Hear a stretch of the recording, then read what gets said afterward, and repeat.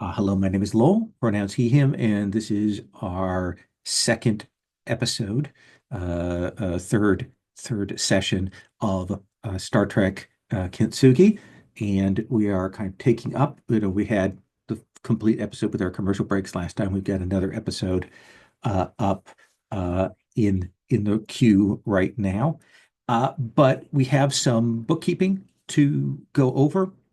So I want to come around and check with everybody if you want to make changes in terms of moving your points around or swapping a talent out, if you have made that decision or not, or if you just tell me if you're thinking about it. And uh, also, everybody had a secondary character to do an advance for.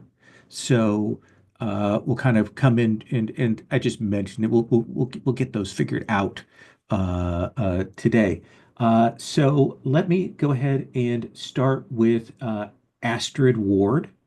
I know that you made at least one big talent change. Did you shift anything else? Tell us about what you shifted, and then if there anything else you wanted to change. Yeah, so I think mostly again because I hadn't read the small print and realized there was like 4 or 5 years um, between the end of the first season and this season. So I have ditched untapped potential. So Ward is a bit more senior. So that gets rid of that specific talent, and I brought in multidiscipline with, I guess, one vague eye on this whole B plot of promotion to XO, but I think I'll just grab navigation officer as that secondary role Okay. for now. I think that makes perfect sense. I think that's a really, really good idea. Um, uh, The, the other thing which I was thinking about was getting rid of the focus evasive action because I think, generally speaking, I'm using Helm operations. And while I think maybe I could do shuttlecraft and just have be able to fly everything better, but I think actually what I'm thinking of is something more like Starfleet Protocol, maybe even like Prime Directive as a focus, given Ward's particular Absolutely, he history. said, knowing what this episode was. Okay. You're more than welcome to change out evasive action. Okay, it's a lot. That makes me feel safe. um, yeah, I will go for Starfleet Protocol. Okay. Uh, and who is it that, which of the NPCs do we have you, for secondary characters, not NPCs, were you going to do the advance for? Yeah, I missed the memo on this one, so I didn't really think about it. Okay. I Yeah, no, think no, this is though, it's fine. I think you're handling Farga, right? yeah, I was playing Farga last Okay. week, so Um, so what would you like to uh, give them in terms of advance? So you can add a value, and if you do, that gives them a full stress track. You could increase an attribute. You could give them a focus. You could give them a talent.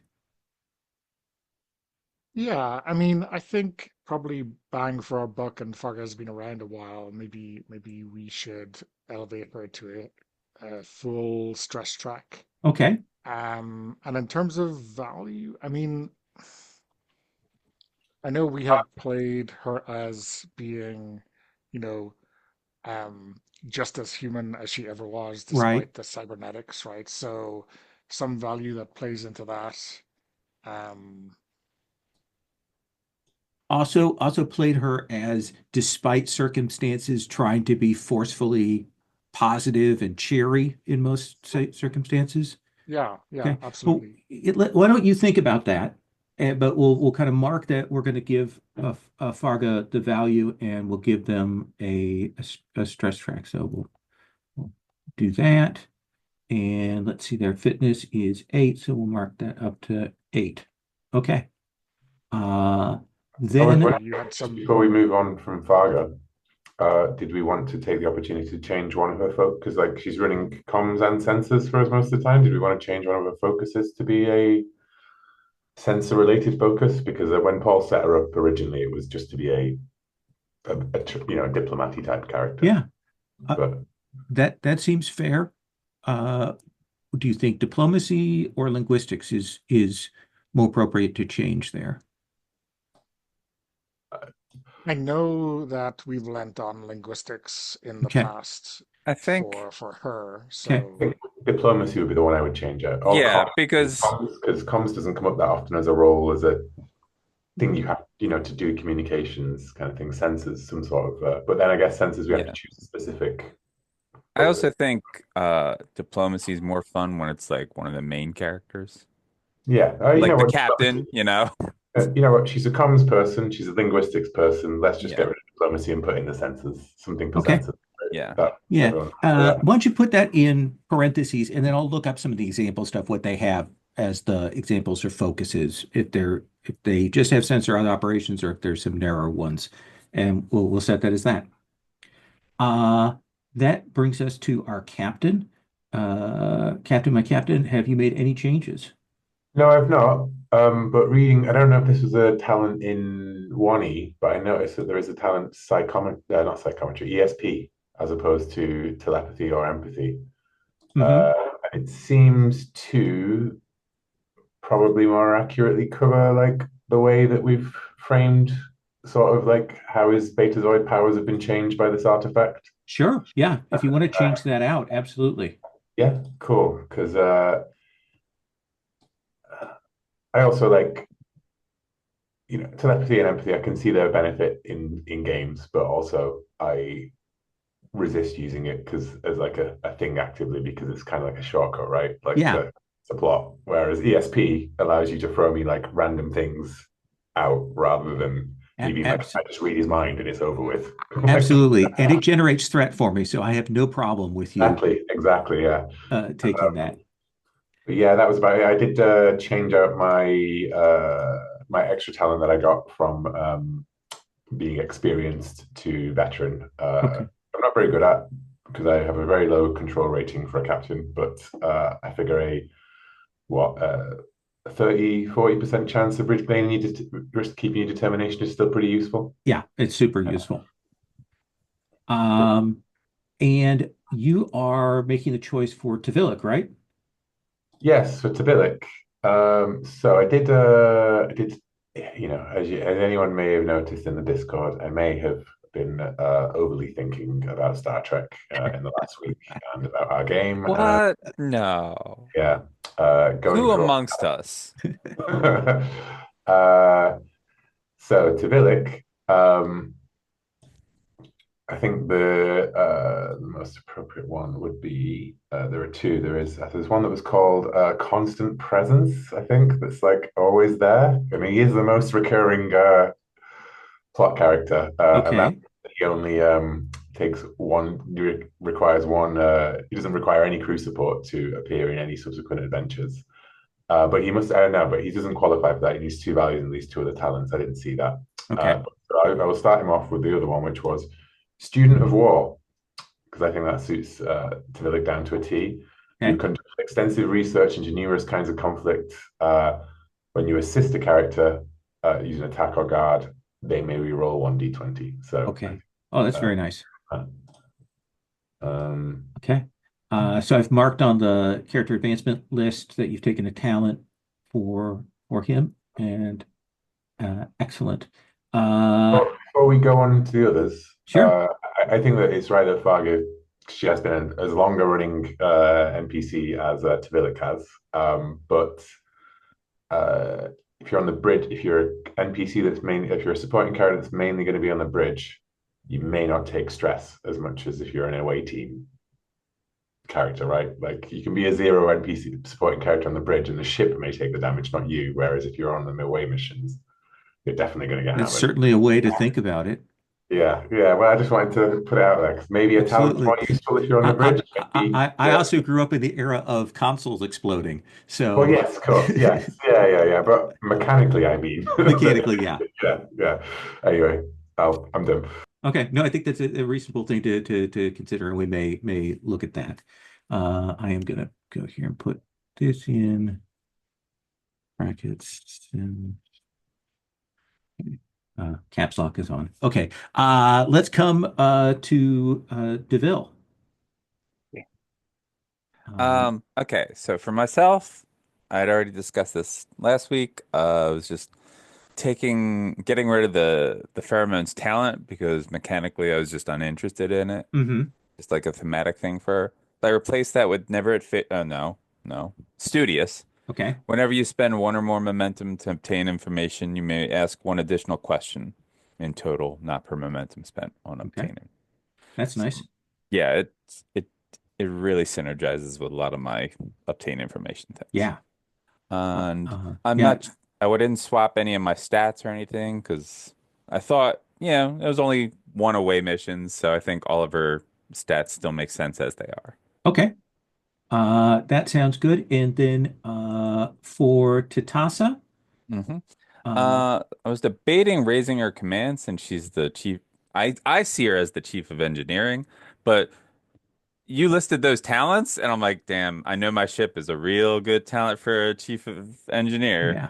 So, Here is the thing I want you to imagine is she is kind of chief of engineering almost by default. I think what has happened, what we've kind of established in the fiction is other people have been transferred out, and just by dint of seniority and some of her skills, she's yeah, in she's lasted the lasted longest. the longest and a little bit over her, in over her head, which Okay. I like.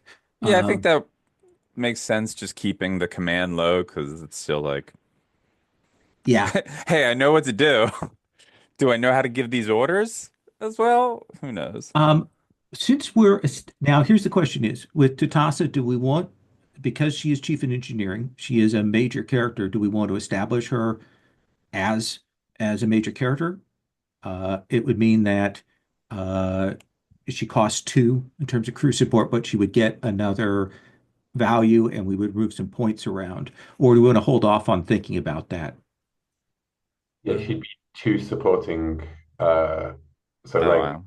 There's a so lot I don't understand about all so Okay. if we this. have Well, we have five support points. So if we introduce one senior character in a game, then that leaves three other characters yeah. basically. Whereas if she just levels up that way, then she only costs 1 point Yeah. because Okay. I think that that's fair. We'll kind of leave her as that I, is. honestly, I'm willing to change my talent to that other one that increases the crew support thing because You have I to have think a she's couple of cool. talents to get that one. Do you? Yeah, I thought it there's was like a a starting choice one. I no, think no, I realized it was a oh, you Okay. mean for your main character or for your Yeah, yeah, oh I see. Yeah. it increases the crew support and because I asked, what does this mean? I don't know what crew support yeah. means. So Yeah. Yeah. Uh Yeah. I mean Dr. DeBell is the force multiplier for anything that she's in with her away team rerolls and yeah. everything I'm gonna already. keep Studious then. We'll keep her as like not quite a main yeah, character I think that's or great. Yeah. important. Um I as think we should probably change the transport operations focus to some engineering focus, but okay. we can figure that out. Yeah, A I'll warp put that. engine operation, I guess. I don't know. Yeah, let me put that in sort of parentheses itself, and then we'll kind of come back to that. If in play we decide that we want to, we can, that's basically that right now that's in flux. We can Yeah. in play find something that fits that works for that. Yeah. I like our other focuses just because it's like it's very Star Trekky where you're not just like hammering down on you feel like an actual character. It's like, yeah, Absolutely. I took some psychology courses. Uh, and then for Mr. Varick, did you want to change around any of those points? Uh, You talked about maybe raising your presence. yeah. I mean, it's been entertaining to not have a high presence and fairly in character. But yeah, let me bump insight down. Oops. But yes, other than Yeah, that, I'm actually pretty happy with him. okay. Yeah, I think that's a fair thing. And then you have Ensign Juras, our tactical officer, that we saw last time. What would you like to do I, for the advancement there? I've not thought about this because I thought he needed to appear twice. So Is by the rules, technically what Lowell's doing is getting this out of the way instead of like during play. They would technically advance the second that you introduce them. Yeah. But I like after they've been in a mission, we do the advancement, I think Yeah, is let's do that. Yeah, that's I Um, think that's a fun idea. It's like, hey, here's a new introducing. yeah. Well, I mean, you might just make up a whole new character, right? And then they yeah. never get to. But I looked at some of the talents, and I thought if he was going to be the tactical guy, like rather than an away team guy, right? Like then piercing, salvo, precision targeting are probably the two best talents for someone who fires the guns on the ship. yeah. But to get precision targeting, you'd have to swap his engineering with his con value to meet the minimum requirements. Again, I may have spent May too have long read a little bit looking at the more. Star Trek Adventures core book. I'm glad Yeah. you did. I'm glad you did. Why am I not seeing those in the talents list? Oh, they should be in the if you scroll over, Talents tab. are they in the talents tab is after ships actions. It might be in security, I think, with the column. Yeah, piercing salvo is in security, requires a security 4+. Precision targeting requires security 3 and con 3.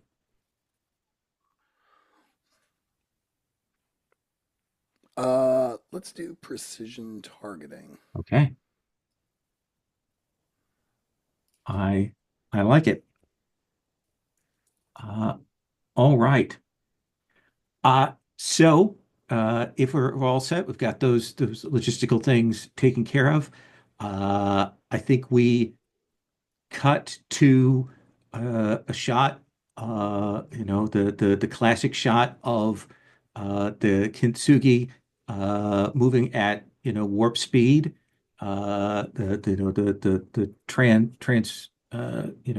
The the shot that we've got for this probably a little bit different than we've done in other shows. We get the warp effect just a little bit changed, but we get the sound, the vibration sound of the engine, so we know it's not like they're rushing anywhere, but they are steady on course, going somewhere before we get our captain's voiceover and we kind of start moving in towards the ship. Commander Vate. Uh, Captain's log, stardate 2742. The Kintsugi is en route to the Damocles system where we will replace the USS Amaretsu in an experimental trial. The details of the trial have been briefed to us on arrival. Damocles is a notoriously devastated star system filled with the debris of multiple planetary collisions. Whether cause or effect, it also has nebula material and gravitic anomalies present. We're set to arrive at the Federation Scientific Monitoring Station on the outer edge of the system. One small issue with our diversion to Damocles is that it's delayed our originally planned journey to Babel, where we to deliver a wide array of rare botanical materials for an upcoming scientific conference. I've been assured that our cargo can survive the delay, but I suspect that we'll be cutting it close. Fortunately, the Kintsugi currently possesses a formidable quantity of botany expertise. Which brings me to the problem of choosing the Kintsugi's first officer. Currently, Lieutenant Ward, Lieutenant Tadasa, and Dr. DeBell are my main candidates, and I believe all will be good choices. My hope is that our next missions will show me which one will be the right one for the job. And we come in to the ready room as Vate is finishing that up, and we hear a voice, and we hear the sound of a tricorder, and we see Jenkins. And Commander, can you please go over with me what exactly you've done to this plant? I received it as a gift. I put it where you see, Mm-hmm. and And how have you, what have you been, what's supplements? What's your watering schedule for this? yes, good questions, Jenkins. That's why I brought you on board uh, to tell me. I'm sure an expert such as yourself would be able to work out exactly how much care I've given to this plant. So, Captain, I'm going to take a cellular sample of the carcass, I mean the plant, and let me. I'm going to return down to sciences and see if there's anything I can figure out it's not like I could just wave a light over it and fix it. I mean, you say that, but medbay does that all the time, I, Jenkins. just it's a little more complicated than it, especially uh, uh, Lieutenant DeVell chose for you a very interesting and challenging gift. Hmm. And I put one hand on his shoulder. And I know that you can be trusted with keeping this alive, Jenkins. Well, and he winces, or maybe returning it, I suppose, at this point. Let me see what I can do. If the prophets will it, yes, then yes. And permission to be excused. Yes, Jenkins, of course. Great work. I'm very proud of you so far. You're doing valuable work here on the Kintsugi, and I will put in a good word with Dr. DeBell on your behalf. But she doesn't need to know about this. No, absolutely not. Of course, absolutely. Great. We understand each other, Jenkins. You're going to go Yes. far with the Kintsugi. Excellent. Thank you, Captain.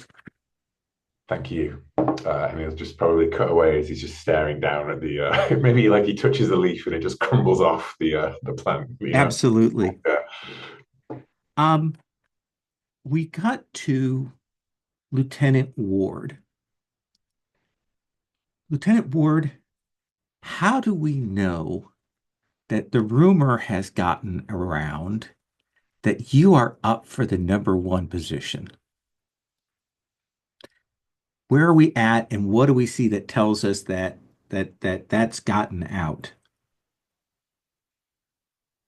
Um, I mean, maybe there is this awkward scene at the holodeck where there's like a double booking or something like this. Um, Maybe it's from the winnings of the poker game, right? That I have taken someone else's booking and they promised it to someone else, and it's a little bit awkward. But then the the lieutenant from engineering or somewhere who has been looking forward to this kind of almost like surrenders their rightful spot because they think Ward will be their boss soon. And they're like, "Oh no, absolutely, Lieutenant Ward. No, no, uh, uh, no, I haven't been waiting on this for a while. Certainly, yeah, you can absolutely. I've just, I hope maybe later you can. I know that you have done a lot of programming with the holodeck. Perhaps you could share some of your experience and expertise with me," says the ensign. Um, Ensign Mahoney. Ensign Mahoney, sorry.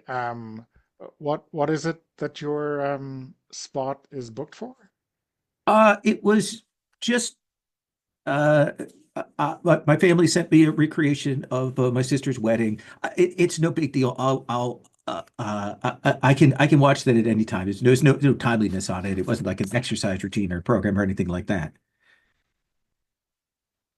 Ensign, you cut ahead. I'll take your next spot. No. Lieutenant Ward, actually, I'm looking at my pad now, and it looks like I made a mistake, and I was actually scheduled to clean the carbon off the carbon filters. It's good you're here, so this won't go to waste. And does kind of back off. And we see a couple of other people in the background have kind of been watching this, and they're kind of clearly maybe talking to one another about this. What do we see you do, Ward? Yeah, I think I'm taken aback a little bit, but then I think I call Mahoney back, right? And I say, listen, your sister's wedding happens, probably only once, but who knows? Certainly that's the intent right now. So you go ahead. I will tell me all about it in the graveyard later.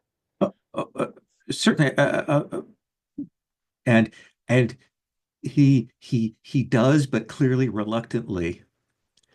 Um, who is the junior lieutenant who is present who actually is clearly laughing at this, like being amused by this? Give me a name and a species. I think maybe there's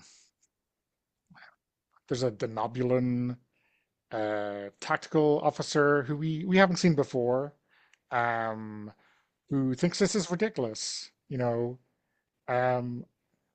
and I'm not sure whether it's like weddings are ridiculous or, you know, um, you book this, you should have it. There should be no kowtowing to any kind of rank here.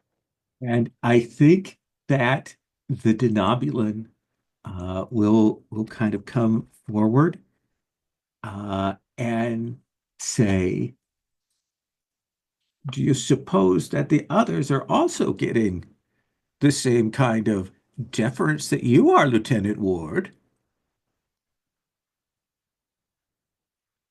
Well, um,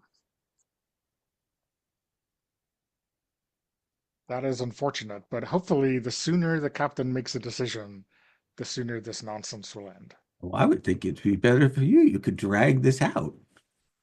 Perhaps get some extra pudding at lunch. The pudding. I mean, is that really how this works? Ah, ah, As the pudding is a metaphor. I know, but in Well, Starfleet. yes, I look forward to seeing how this all goes down when all is said and done. Well, I want to know why your name isn't at the top of the list. Topher. Oh, I'm certainly not nearly as experienced as you, and does kind of do that bow. Probably entered Starfleet about the same time you did, and so we'll say, well, I should go now. Family matters and such, and kind of leaves you standing in the corridor there. And I'll say to myself as I walk back to my quarters, it's a double-edged sword, a blessing and a curse to be chosen for away missions, right? You have this teetering balance between fatality and promotion. Ah, Mr. Varick, uh, we will see you there, uh, seated. What have you done? How have you set things up that we know that you're in one of these impromptu counseling sessions? I think it's happening in sick bay, and I've had to kind of like peel off or like carve out some space Mhm. in sick bay because I don't have a proper office. I am still just a medical resident. Um, and I've had to set up like some sound dampeners to uh, for a modicum of privacy. Um, so when someone shows up, I kind of like peek out from behind these dividers that I've set up. And we see you talking. It's a human woman, an ensign, and it's clear that she's been talking for a while. And we kind of come in. What is your bedside manner expression as you're listening to someone kind of tell their story? Like, do you look sympathetic? Do you look completely impassive? What do we Utterly, see? utterly cold. Okay. Utterly cold. However, I do occasionally remember that I need to look sympathetic. And so there are moments where I'm trying to adjust my facial features.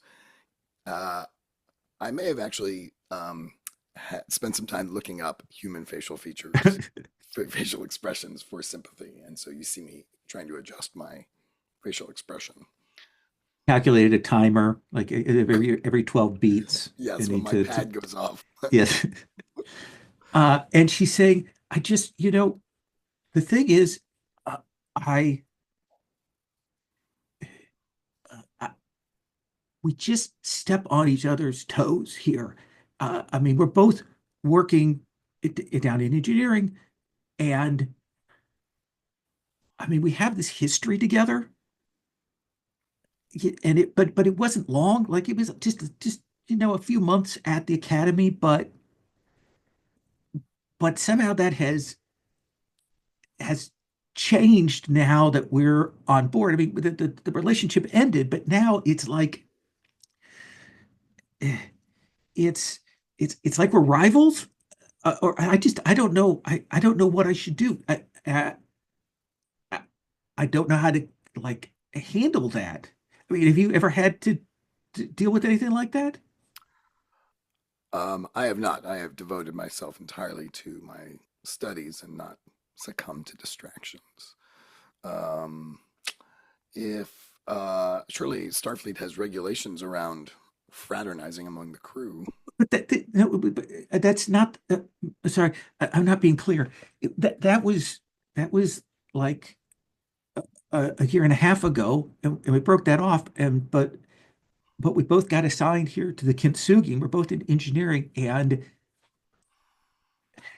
Is it I possible that you still have feelings for this person, and that is why you are finding their presence aggravating? do you think that could be it? I mean, or maybe they have feelings for me. Maybe that's why they're being so obstinate. It is possible, unless you feel like you are not doing your job very well, in which case they may be obstinate because they do not think you are performing at your best. Well, I am. How could they think that? I mean, why would they think that? I don't know, but I know that when I am dealing with incompetent people, I sometimes appear to be stubborn. Uh, all right. And you could see her kind of stop and think, and she's trying to answer.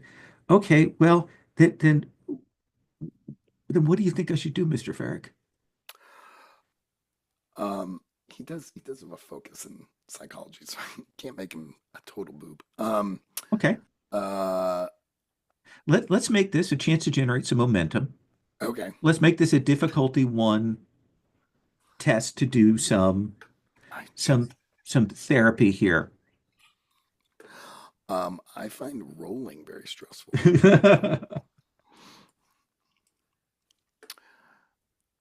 You have xenopsychology, so that's a focus. Yes.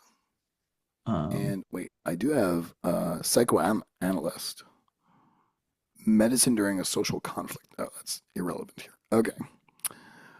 So I think it may be time to test out. I think this is more yeah, that seems fair. insight and medicine. Yeah. So that's a 13 or less, and anything that rolls a 4 or less, because your xenopsychology is going to score 2 successes. Oh, not bad. So that is 2 successes. So you're going to generate a momentum. What do you think is like the gist of your advice to them that does help them? I think the gist of the advice is to pay attention to their performance, um, but uh, um, try and engage this person on a professional level a little bit more. So try and take control of the situation. That's Thank you, Mr. Ferrick. That's great advice. I mean, I wish I were like you and didn't have to worry about this kind of rival entanglements and those kinds of interactions. And he has this epiphany where he realizes that for the first time ever, he can admit weakness. He can admit vulnerability without it being problematic. And so he says, I frequently find myself in situations where it is difficult to relate to my colleagues, to just a touch of the the most empathy he can generate. Okay. Excellent. And I think we cut from there to uh, Duvel. Um, we see one of the cargo bays, and we can see that there's a variety of, you know, uh, science stations and transports and hydroponics things and, special containment fields things.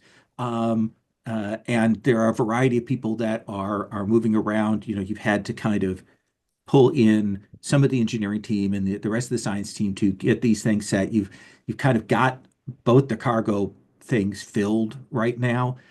What's the most interesting thing we see on screen of these scientific things? What is the weird plant thing that we're going to see on screen here?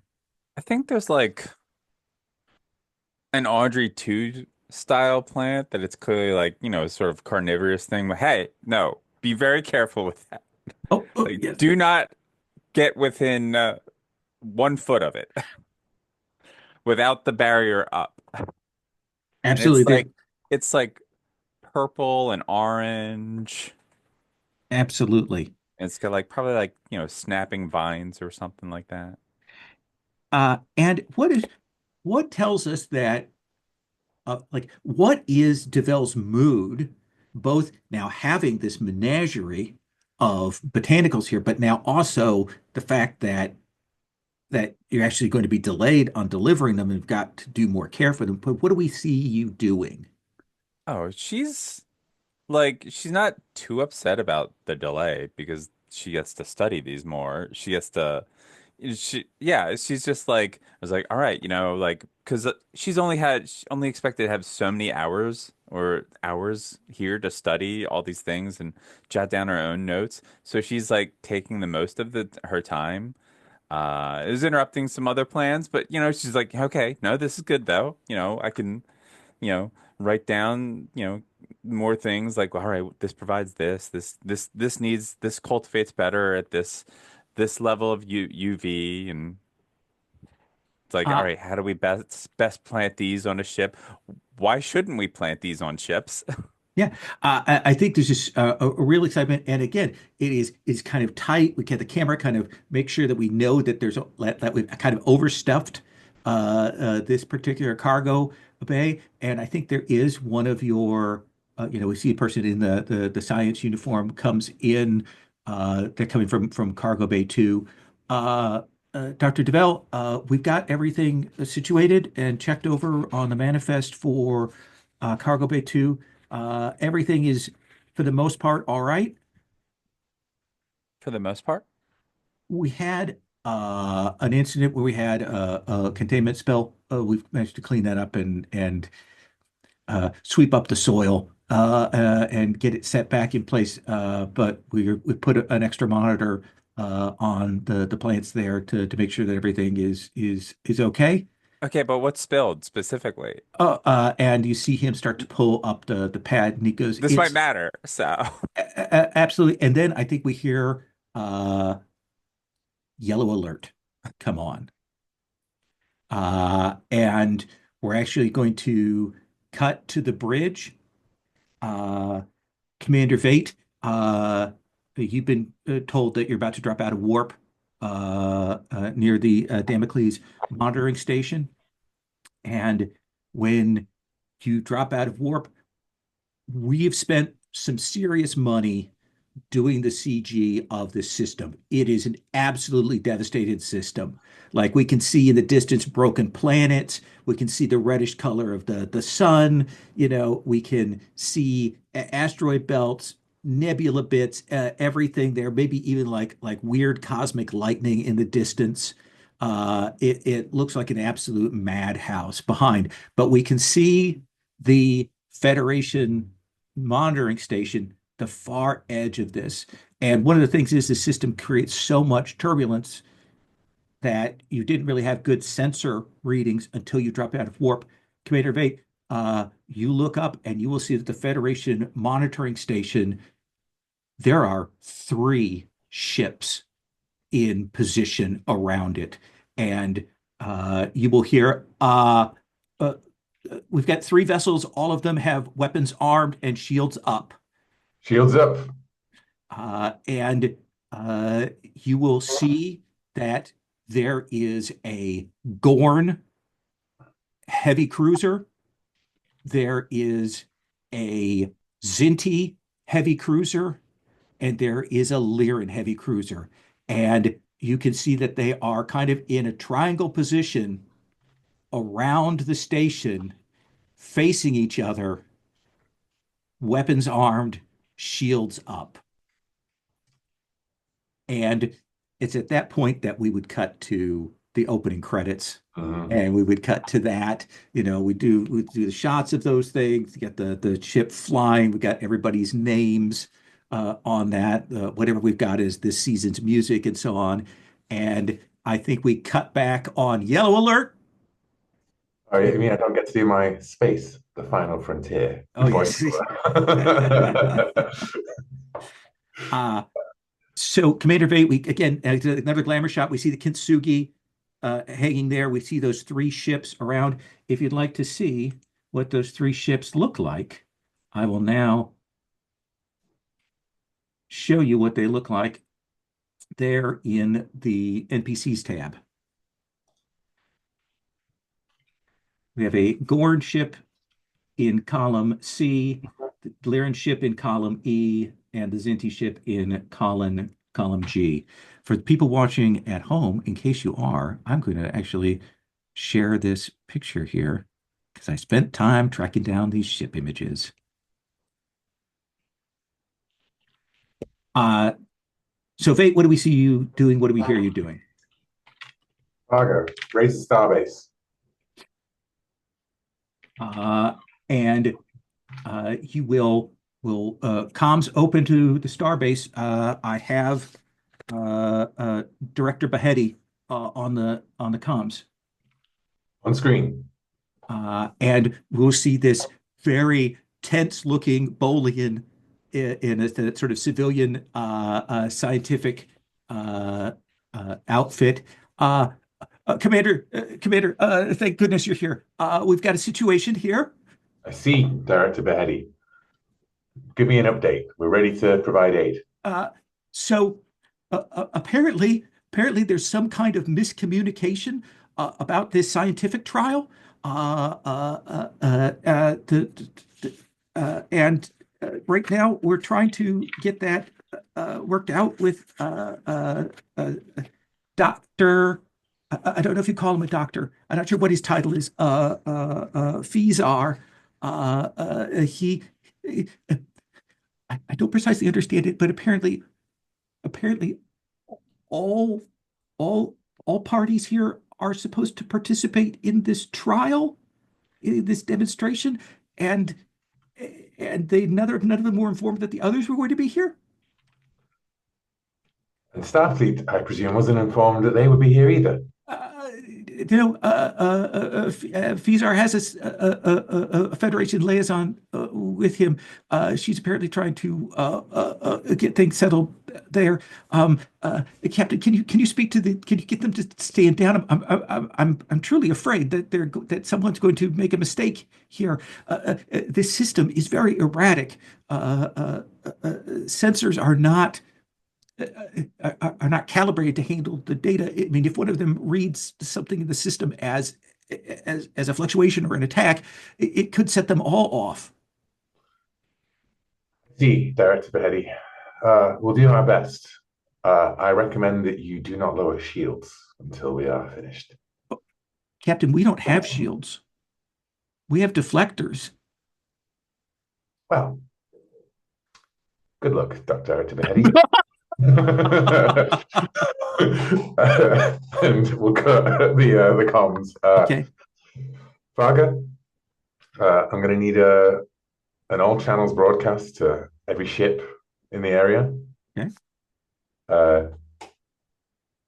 Zinti, Gorn, and Lyra ships. This is the USS Kintsugi, Commander Vate speaking.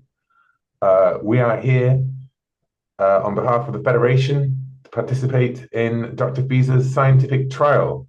Like yourselves, the good doctor did not inform us of the details of this trial, but we are all here for the same purpose, I believe. And I would invite you all to send a representative of your crew to discuss the situation here upon the Kintsugi. As a sign of good faith, We're going to power down our weapons, and I have instructed the starbase to turn off its shields. We will also lower our shields. All right. I think this is a challenging presence plus command. I think that this is going to start uh, essentially at difficulty 3 to convince one of them, difficulty 4 to convince two of them, difficulty 5 to convince all three of them.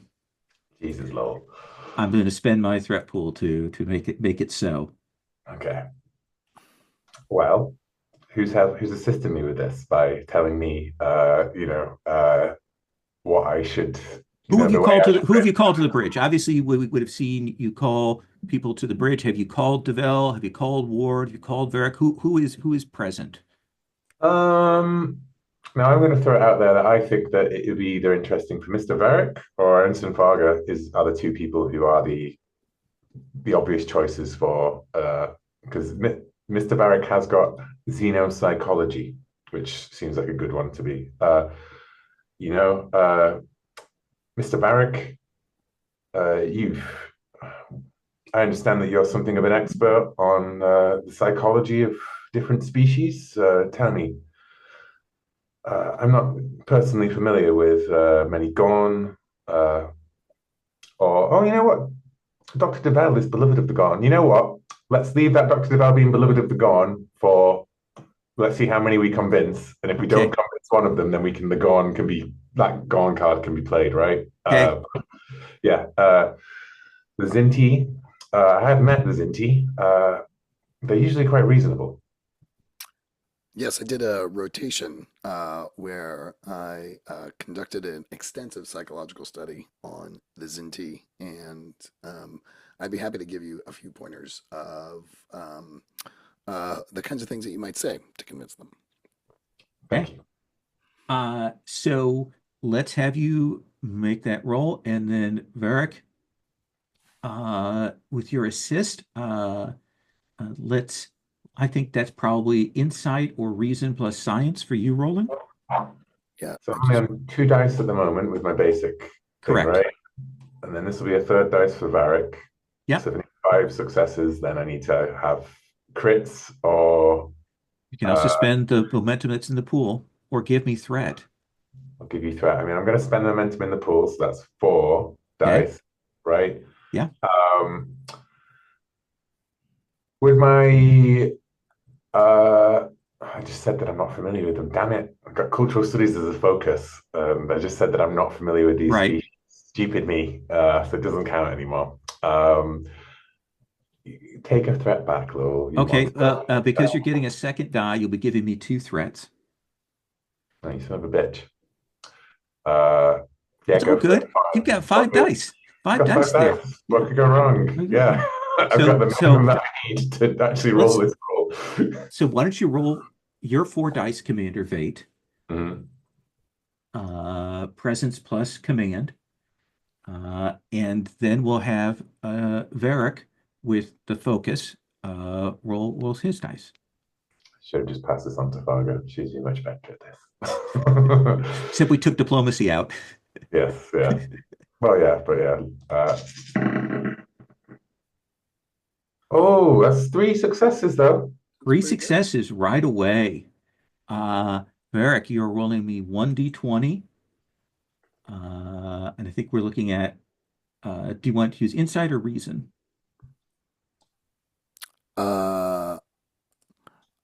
Which feels better to you? Reason. I rolled a 3, so I don't know that it matters too much. But Okay, that's 5 successes. So the assisting characters' focuses don't come into it? Pardon? Do the assisting characters' focuses come into it? Oh, yeah, absolutely. So that's why Varric will get 2 successes. Oh, I see. Cool. So yeah. Yeah, so it is 5 successes total. And I think we see, maybe this is the first time we've seen the multi-screen, the different ships' captains' images on there. Again, a Gorn commander there will announce herself as Kimsek of Trusk. She will identify herself as part of the Trust faction. We are of the Emerald faction. We are here. We were the ones who originally sponsored Dr. Fizar. And there's some back and forth. And the Zinti comes on. They are loud. They are loud, this is Charles Captain, and will identify themselves.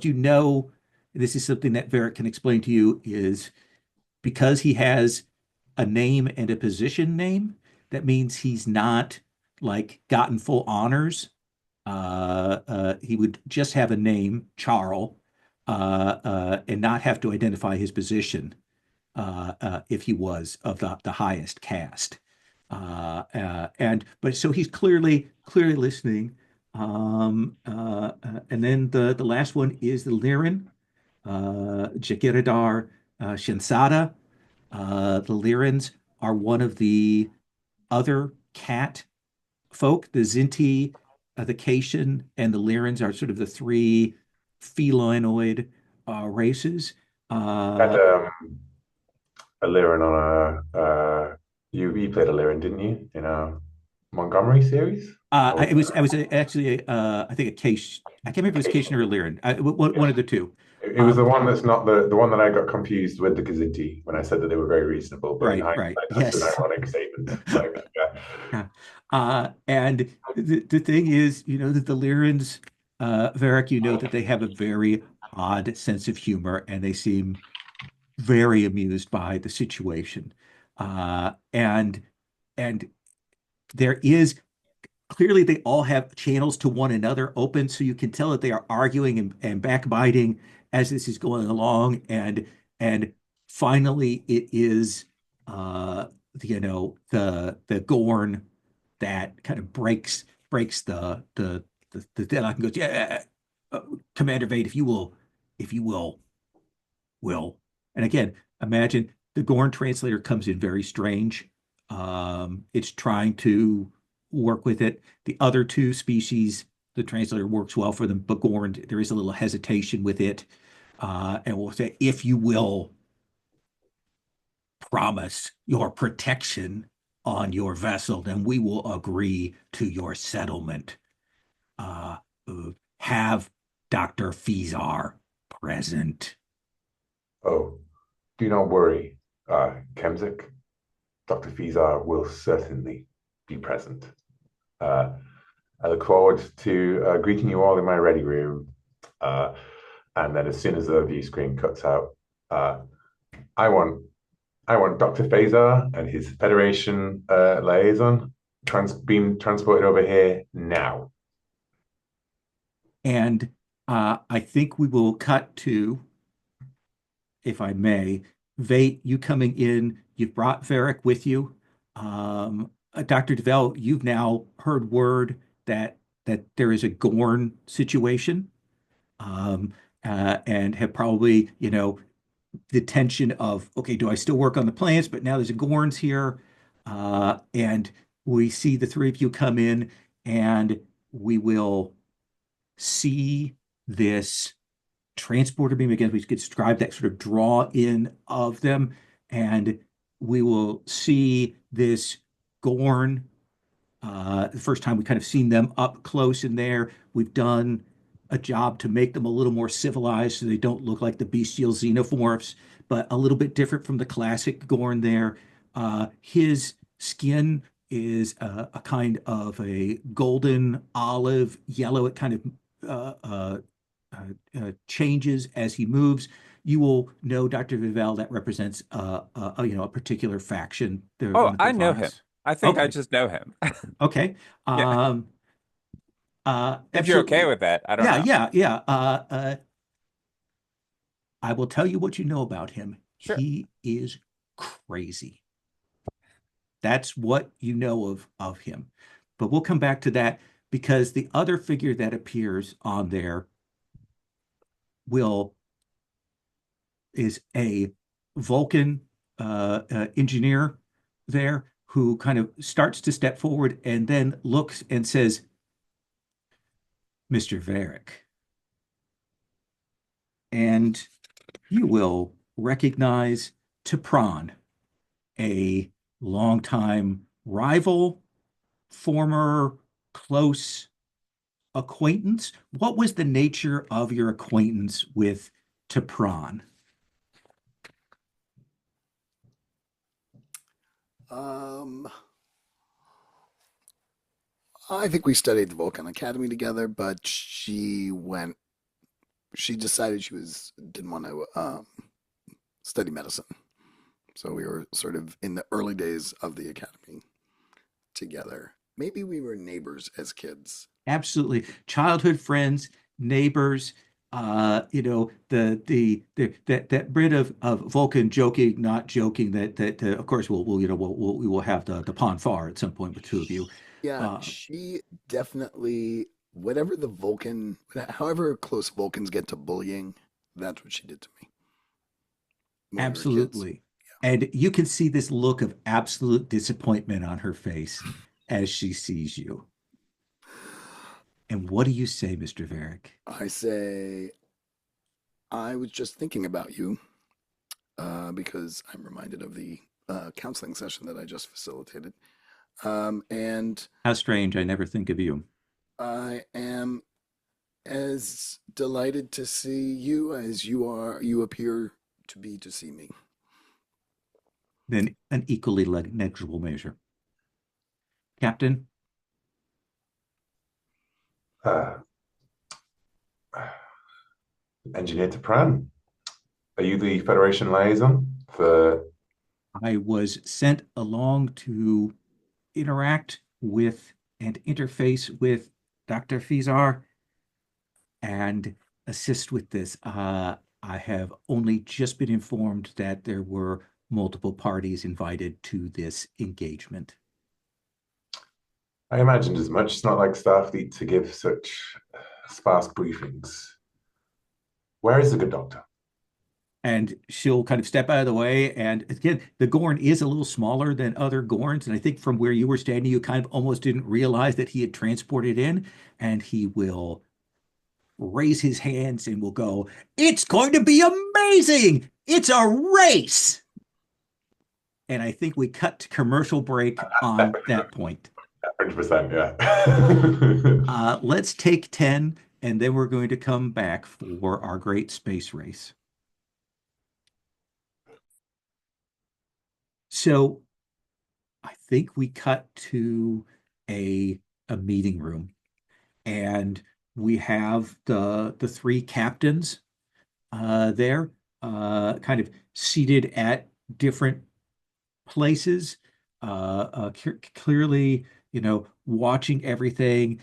The Commander Vate has talked them down. They're not angry. They're just clearly a little tense about things and unsure.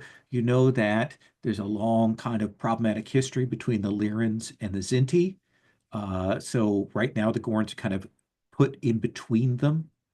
And you will see, we'll assume the other PCs are present at this, and Fizar is there, and he says, I'm so glad all of you came and were willing to participate in this demonstration. I'm very excited about this. I think all of you should be very excited as well. Why don't you imagine also it comes in a little artificially through the Gorn voice box thing. So, what's the big problem? The big problem is impulse drive. So, as you know, impulse mark, we've got a kind of a limit about the top speed of that when we can work, because once you get past that limit, you hit those relativistic effects. So that's why we can't go too fast. But there's also the issues about the inertial dampeners and our maneuverability. So I have designed a new engine add-on that will allow us to keep up with any of our enemies, in particular, maybe this Dominion that's affecting people, and work with our ships, interlock with their engines, and be able to make us faster and more maneuverable.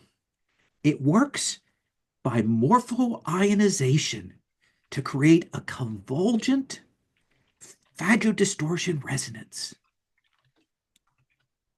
Crystals. Yes, crystals. So it works with crystals. It's a simple add-on. I have units for each of your ships. Now, how do we show you that this is the most amazing thing? And to Pramco, I think you need to tell them.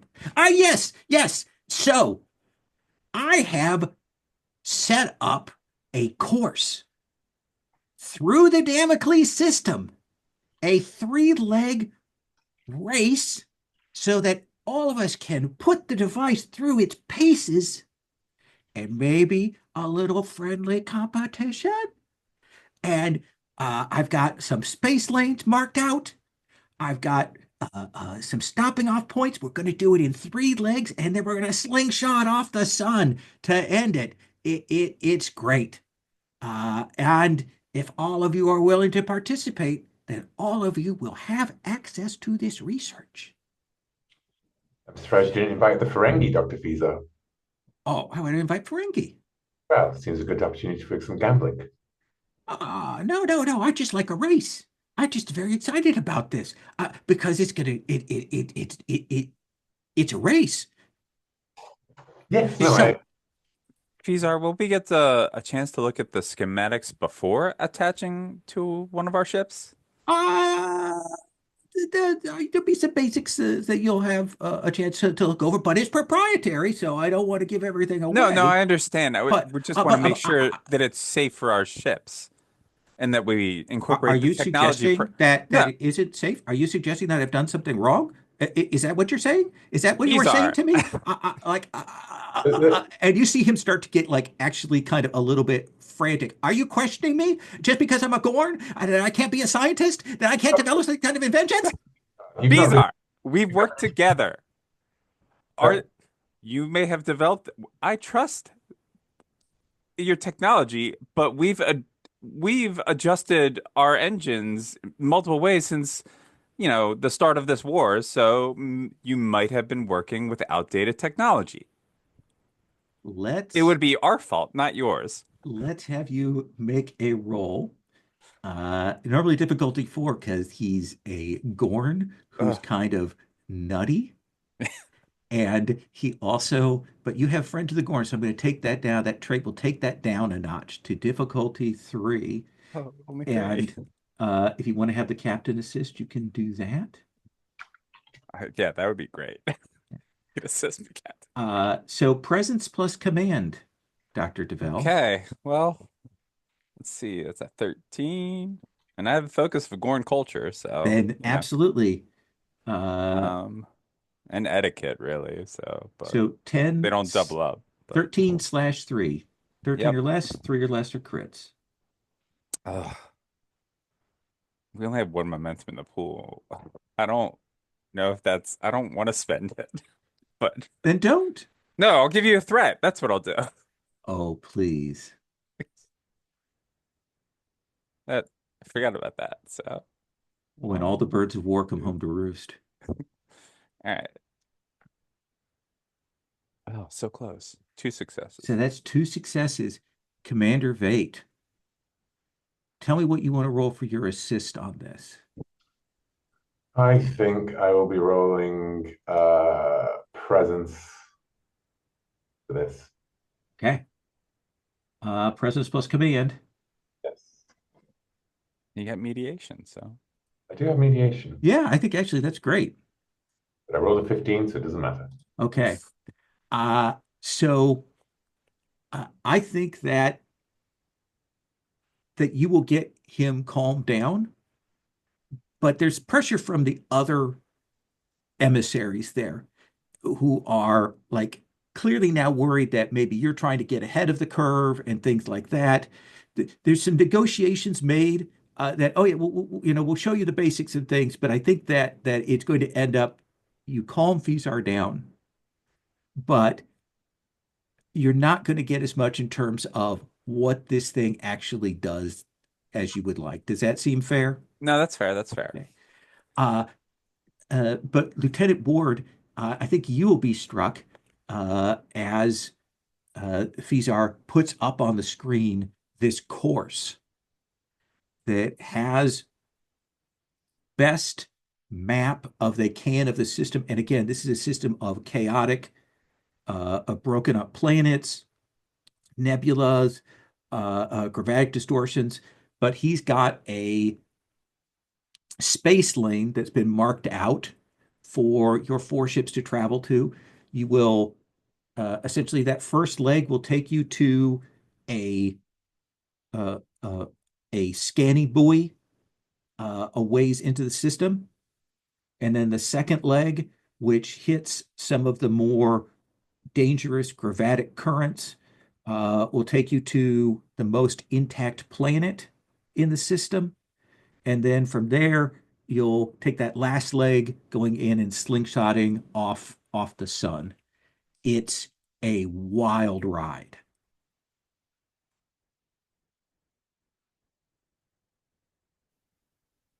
And I'll look over at Commander Vate and say, and we're doing this because it's going to help us, right? It's going to help us in the war. I think so. Ward, I look over at to Pran, and I say, Starfleet didn't brief us fully, but I assume that field testing the device was always part of the plan, even if the competitive part was perhaps a secret. I mean, I'm very Fizar, worried about this multi-phasic shift because I don't know how we're going to nullify the oscillating manifolds. Um, and that's a minor issue. We've done extensive testing. I can send you the test data of the materials that we've already run through with the ships, both simulations and physical ships on this. This is not a test. This is a demonstration of how well this system works. It will be spectacular. But I'll be glad to speak with your helm and engineering personnel. Though you're the pointy ear can talk to the engineering people. I'll be glad to talk to anyone. Captain Commander Vate, I'm just so glad to be on the Amaterasu. I've heard so much about the ship. I'm just very excited to be present. A legacy of science and engineering that extends back. So I'm planning on remaining here on this vessel, so I can assist you in any way. Well, I agree with you, Dr. Pisa. The Amaratsu is a fine vessel indeed. If only it was the one that you were on. Uh, uh, but this isn't the Amaterasu? No, I believe Uh, if you points over at like the stylized USS Kintsugi that's probably emblazoned across various sections of the interior hull, right? Like, because they seem to do that in all the stuff. yeah, Like, you see him take out like a tricorder thing and kind of holds it up, and he's like, I was promised the Amaterasu. I'm afraid the Amaratsu was diverted due to the war with the Dominion, Dr. Pisa. I am told that if it could have made it here by any means at all, then they would have been here. But just to grace you, to be graced with your presence. But unfortunately, we don't have these drives yet. So, Well, uh, all right. Well, I'll get everything, and we'll get them all in place, and then we'll do this race. Uh, I think it'll take about 20 of your system hours to get everything set and ready. Um, can I have may I have some private time in my quarters before I get started? of course, Dr. Pisa. And just so you know that Starfleet is happy to extend an open invitation for you to visit the Amaratsu at your soonest convenience. Yes, yes, yes, yes, yes, yes, yes, yes, yes, yes, yes, yes. Assuming, of course, this trial goes well. Demonstration, Demonstration. Yeah, demonstration. demonstration. Race, in fact. Yes, yes, it's a race. Race, yeah. And he grins back, just like, oh my God, what have we gone into? Like, yeah. Uh, and I do think that we will see more severely the Zinti will have listened to this and will say, I will have my people coordinate with yours on this, and we'll transport out the Trusk. The other Gorn clearly wants to maybe speak with Dr. Devel, and the Jagiridar, the Lyran, will kind of, as you're getting up, will kind of look over at you, Lieutenant Ward, and will say, are you the pilot? I am indeed the flight controller of the Kintsugi. Ah, flight controller. Excellent, excellent. Well, I am very much looking forward to this. I mean, it's a demonstration, but it's still a race, right? I mean, I don't believe I've ever lost a race in real life, so maybe you have a chance. Whoa, what an interesting way to put that. It just so happens. And what might I call you? What is your I mean, name, your well, designation? uh, I mean, Ward is fine. Most people call me Ward, Ah, but so, Ward, it just so happens that I have a transit of Romulan ale aboard my ship. That perhaps I'd be willing to put up as stakes if you have something interesting to put up on your side for this friendly competition. no.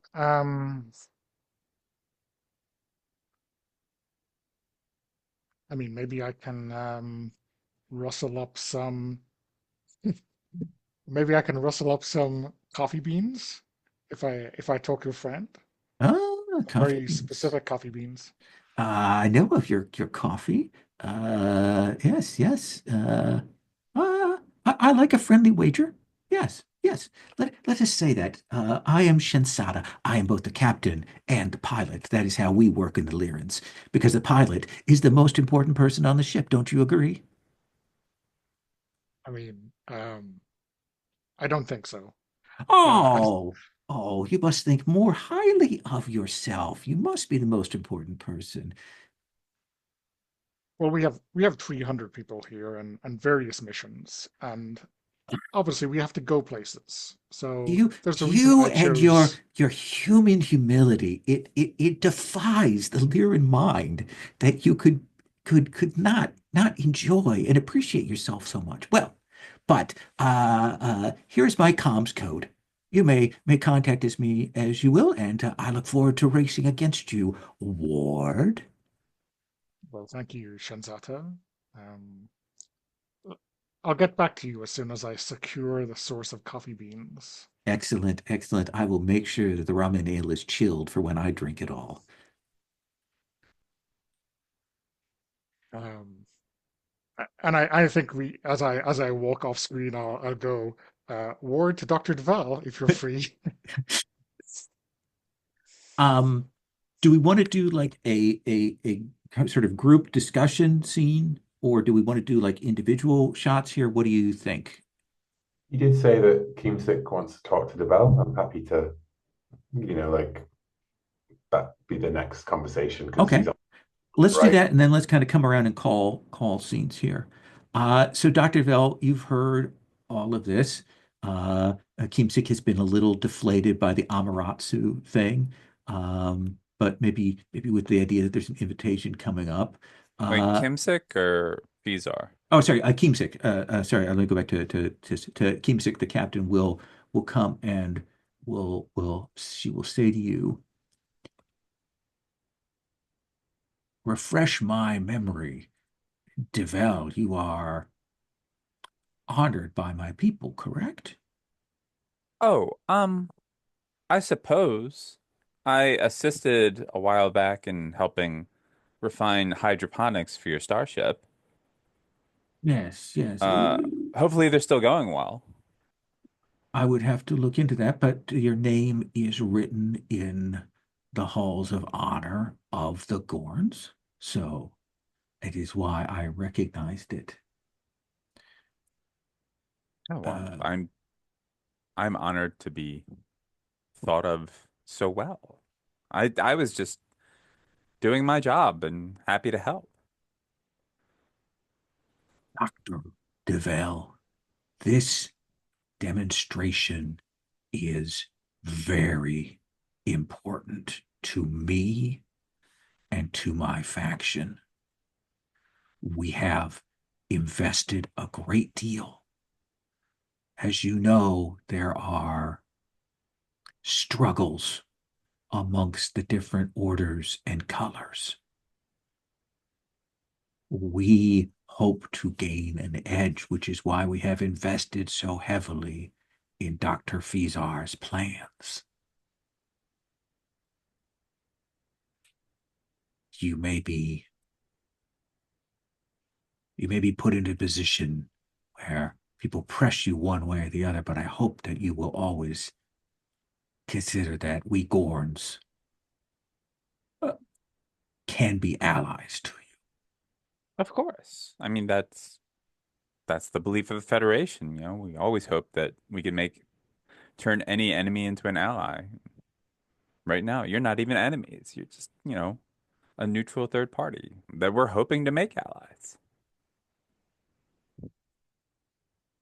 It is known to us that the Dominion have reached out to other factions of our people, asking for us to sign neutrality and non-aggression agreements.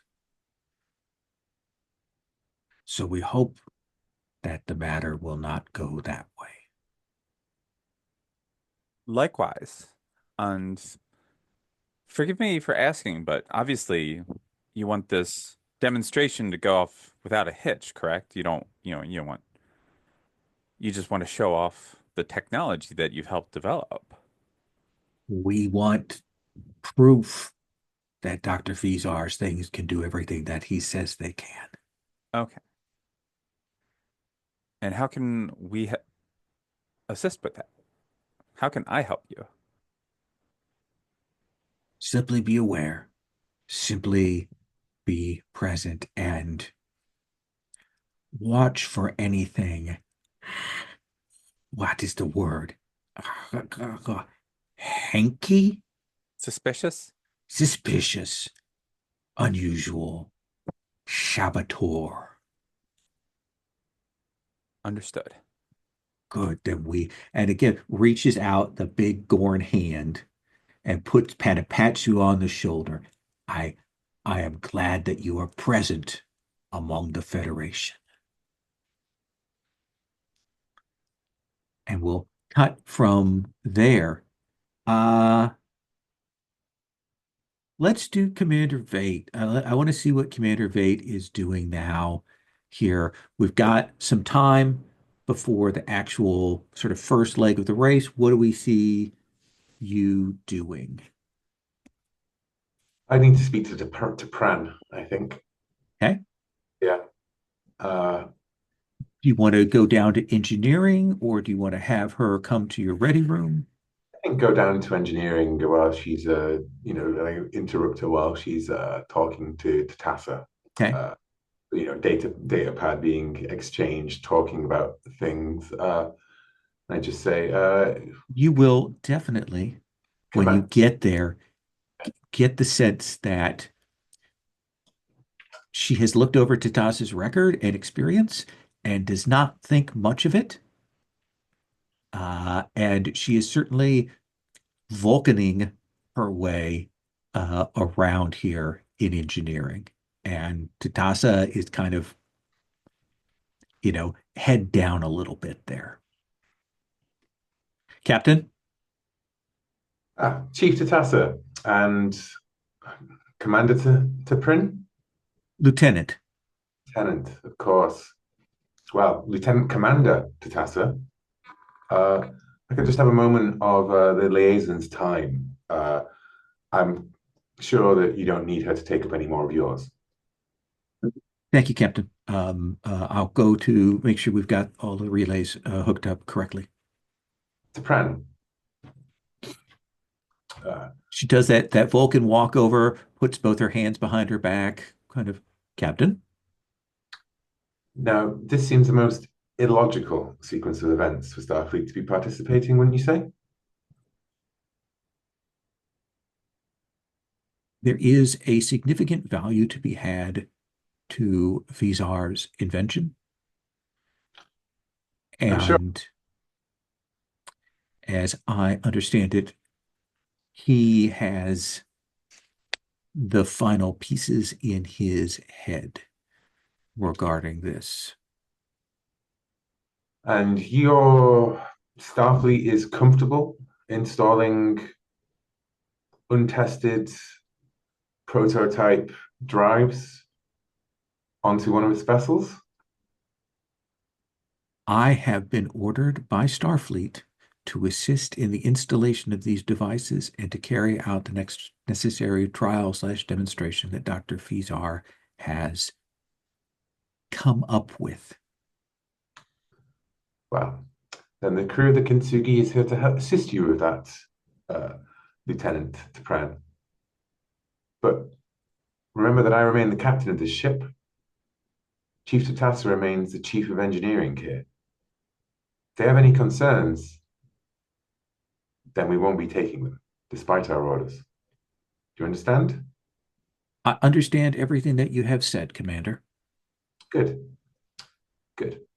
So, you and Mr. Varric go back a ways, I hear. We happen to be in the same birth pod on Oh, Vulcan and were raised alongside one another for a significant period of time. Then he made a choice as to his values and continued on with his particular version of medicine, while I moved into Starfleet and engineering. well, you must have some childhood stories. Yes. That's a good point to cut, I think. Let's cut to Varric on that. What scene do you want to call? Who do you want to interact with? What do we want to see you doing? Um, I have this idea that maybe I go to Ward because I don't trust uh Tapon, excuse me, Okay. and I want I need to tell someone, and I don't feel comfortable coming to the captain. Okay. So where do you Ward, where does Varric find you? What do we see you doing when that happens? Um, I think Varric finds me in the holodeck. I have a simulation of the system up and running, Nice. and this is just like a without the additional uh, enhancements, just trying out some of these tricky parts. I am 100% unstable because I suspect the holodeck is moving around to try and kind of simulate it, and I'm struggling a bit. um, Pause simulation. Uh, Mr. Varric. um, Forgive the interruption, Lieutenant. I how goes the simulation? It was going. Yes, it was. Um, did you notice anything unusual about this technology? Not yet, because I'm really studying the system right now. I do not want to get in your way. You've got important work to do. I I did want to raise a concern. I've known Lieutenant Tapron for a long time, and I would not say that she is entirely trustworthy. She's a Federation officer, Varric. I understand that means something to you, but I knew her before she was a Federation officer. Oh. And when did you see her last? It has been quite some time. Um, After our early days at the Vulcan Academy, she went off to Starfleet Academy, and I remained. Okay. Hmm. At the I'm in some pearl of sounding like her commanding officer and saying, I sense that you just don't like her. Well, that is definitely true. Um, um, she used um, she used opportunities to get ahead that I did not agree with. And maybe she has changed in that time. But I remain, even though I am not Starfleet and I don't always see eye to eye with you, I am a doctor aboard this ship and I care for the well being of this crew. And I wanted to raise the concern so you might be vigilant in your evaluation of the technology before we implement. Okay. So I'm just trying to understand exactly what you suspect she might be up to. You think she wants to imperil the lives and safety of our crew? I think she puts achievement and new technology above safety. And if this is maybe not fully tested, um, uh, maybe some shortcuts were taken, would not surprise me that she did such a thing. To her, Okay. logic would say that um, sacrificing or causing some injury is worth it if we could make an improved technology.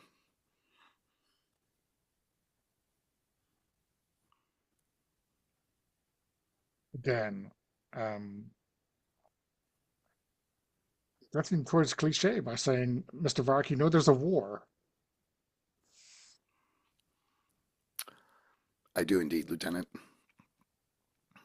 And that is kind of the name of the game.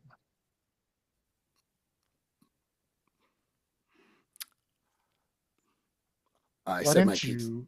Oh, Go ahead. and I'm sure that your personal misgivings have a reasonable foundation. Why don't you put together a short report outlining instances in the past where Lieutenant Depron uh, played fast and loose with safety in order to achieve her aims, and if something comes up, then maybe we can bring this to the commander's attention. He's trying to, you can see him thinking, and he's trying to eliminate all the things where she just bullied him as a kid. I appreciate your attention in this matter, Lieutenant. I will let you get on with your work. Stavak, I've been in this situation before where I've been forced to work with people who have done me wrong in the past, and I try to achieve our mission and set that aside insofar as it doesn't compromise the safety of the crew or our mission. So I sympathize with your approach. I'm grateful for your insight. Can you avoid turning on the simulation until I leave?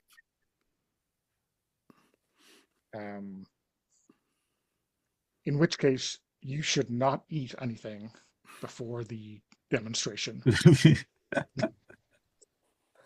Noted. Ward, let's come to you to call a scene, and then I want to do another kind of once around of kind of scene calling in the time that we have before the race starts. Yeah, I mean, I wonder if maybe I'm pulling in Farga Okay. to get a because I think our charts and our initial reading of the system maybe aren't giving us some of the detail that we know we'll experience in the moment, and maybe Farga is able to do a deep scan. Um, and I mean, I think we are Let's do business-like, the but we're scene, and also, maybe we'll oh, actually like yeah, also we mechanically might like do a roll to kind of generate a trade or some things here. But I think Farga is there in the simulation with you, and she's like, "This system is wild. My every kind of sensor, like I can get a little ways in up to the point at that where the sensor buoy is that we're going to, but after that, everything is refracting and bouncing in all kinds of directions. I mean, we've got this data, but I don't know how much we can trust it." you, is there anything to be said for launching some sensor buoys in advance? Have them We'd in have to place do and it feeding us.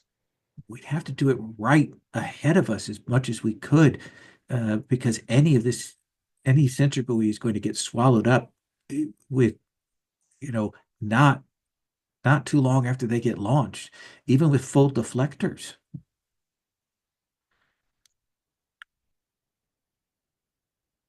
I guess the question is, how many can we spare for a race? I and you she should call up. It looks like we've got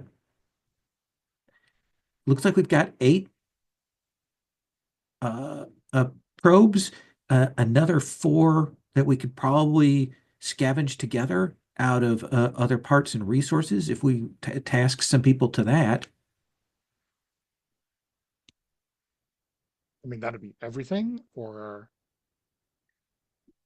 I mean, I wouldn't like to take away from our probes when we're, in a real That would be kerfuffle. everything that we have on board. I mean, the only other thing we could do is we could try and reconfigure some of the photon torpedoes,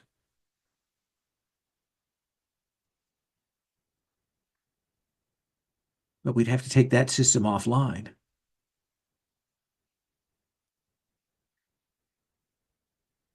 Maybe let's take half. Let's just take four of our. I mean, this seems like a high stakes for all we're calling it a demonstration. Could help. What what what does the captain think? I don't know. I mean, everyone else seems very, what's the word, head up with all of the histories that they have going on here. The Zinti don't like the Lyrans. The Gorns are like, I'm a bona fide scientist, which no doubt they are. He's And he's a Gorn scientist. How does that work? I mean, by the looks of this device, very well. Thank you very much. Okay. And I couldn't gossip, but it seems that Mr. Varric has some history with this Vulcan lieutenant, the engineer who came across. Really? I mean, I think it might have been a bad breakup. Oh no, that's not. No, not Mr. Ferrick. No, he's very together. I'm sure it was entirely on her side and her fault. Yeah, I just got a like a NASA just sent me a message to say, ugh, this Vulcan. So making friends all over the ship, Oh, apparently. that's not good. But hey, like if you do well at this, maybe this will put you ahead of the other race, right? Oh, yeah. I mean, Lieutenant Topher was like finding it very amusing that some of the other junior officers were trying to, I don't know, suck up to us. I said it would be better if Captain made his decision. And Topher was like, well, maybe you should make it last as long as possible. Uh, Ward, you've been here as long as I have. I've seen you um, in these situations. Um, I mean, I, I would trust it if you were first officer. Sure, but like it's Katassa. I mean, I trust her. We've all trusted her with our lives. Um, she's Lieutenant Commander. I'm Lieutenant Junior Grade.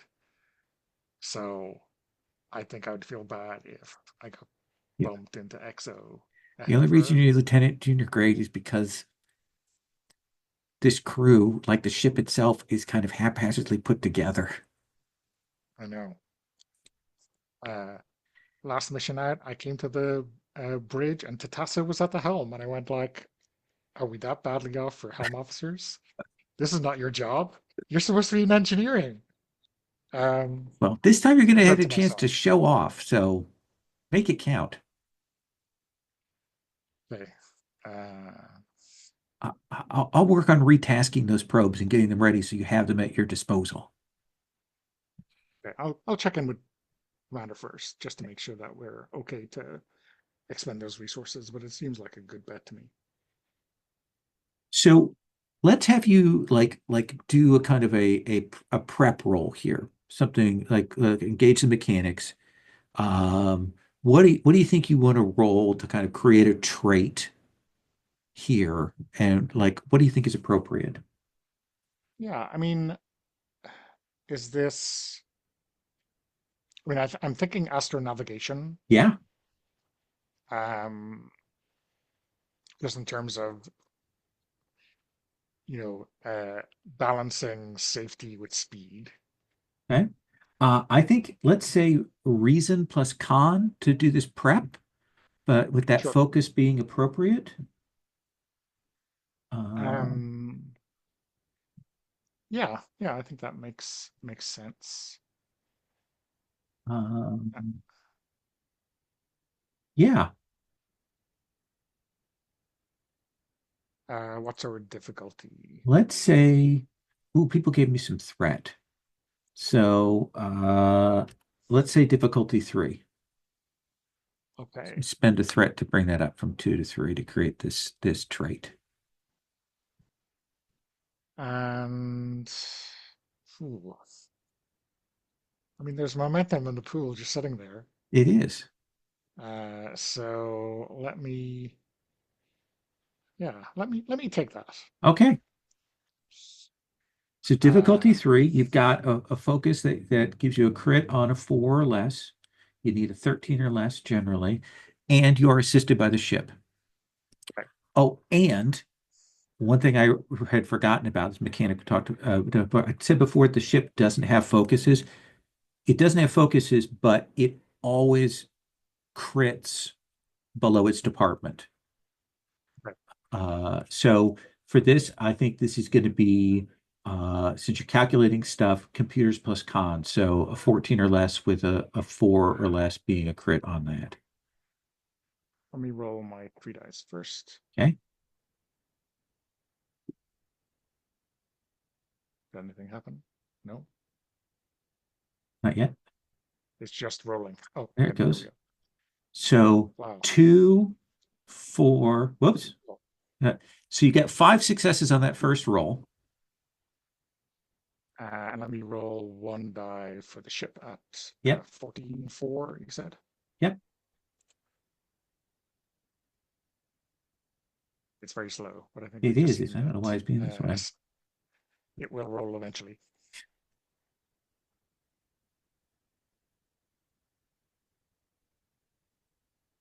Like now we're just gonna take our time to clear away the other dice here. There you go. No. No.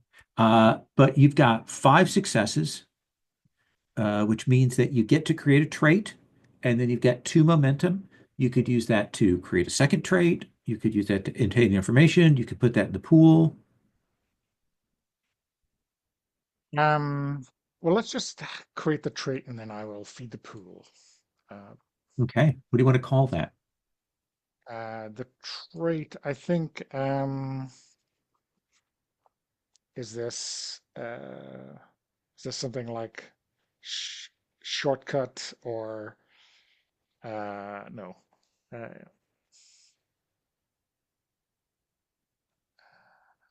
I mean, let's see, what are we talking about? Trying to I mean, plot a shortcut kind of, course. yeah, a plotted course, I think is fair. Plotted course, maybe. I'm going to misspell course 3 different ways here, and just going to keep doing that. Let me come back to then Devel. Want to come around for another once around. Uh, what do we want to see you doing? I would like to have a scene with, once I pull up, Lieutenant Tvek. Tve- How do I say that? Sopran? Tvillik. Vilik. Civic, nice. Yeah. Uh, where do you think you kind of are you just trying to find Vilik, or do you think you kind of figure I out where think you we're want to? meeting up in the graveyard. Okay. Yeah. Okay. Will, do you want to do Vilik, or should I do Tulik? I always love playing Civic ever since he Okay. was by Alan like 2 years ago. Sure. Yeah, so we're in the graveyard, Hmm. Hmm. drinking Okay. some incredibly ice frosted Andorian drink. Like a weird slushy, weird sci-fi slushy. Hmm. Hmm. So Tvillik, as you know, it's Tassa's birthday. It's coming up at the end of the week. Have you been able to figure out her favorite flavor of cake? I mean, I've been pretty busy with all the, taking control, so I haven't been able to look around as much, without making it too obvious. And you don't want to make it too obvious, but I know you've been serving with her for a while, Yeah, and you're our security officer, so I figured maybe you might have yes. like an insight. Obviously, I know the birth dates of every single member of crew. It's a vital part of checking for stolen identities, imposters, Romulan infiltrators. They often miss the small details, and you can't miss the small details in security. Of course, of course. Uh, Speaking of which, if you were to cross-reference the TASA's leave requests with her birth dates, the two align. What do the humans used to call it? A Venn diagram? I suppose, yeah. We use Uh, that a lot still, I Oh, think. well, not Andoria, No, but yeah, the her favorite cake. not cake, specifically flavor. Because, well, I mean, actually, it could be. It's lots of different cakes too. I mean, I know she Anyway, really. I know that she's fond of traditional Orion food. You must know something about that, right? no, no. No. I've heard that wing slugs are considered a delicacy, but my mom thought they were gross and disgusting Oh, and I agree. tried to shelter me from most Orion things. So, Totally gross and disgusting. Not like the snow worms. I mean, oh, a good plate of snow worms. Oh, I could really go for one for that now.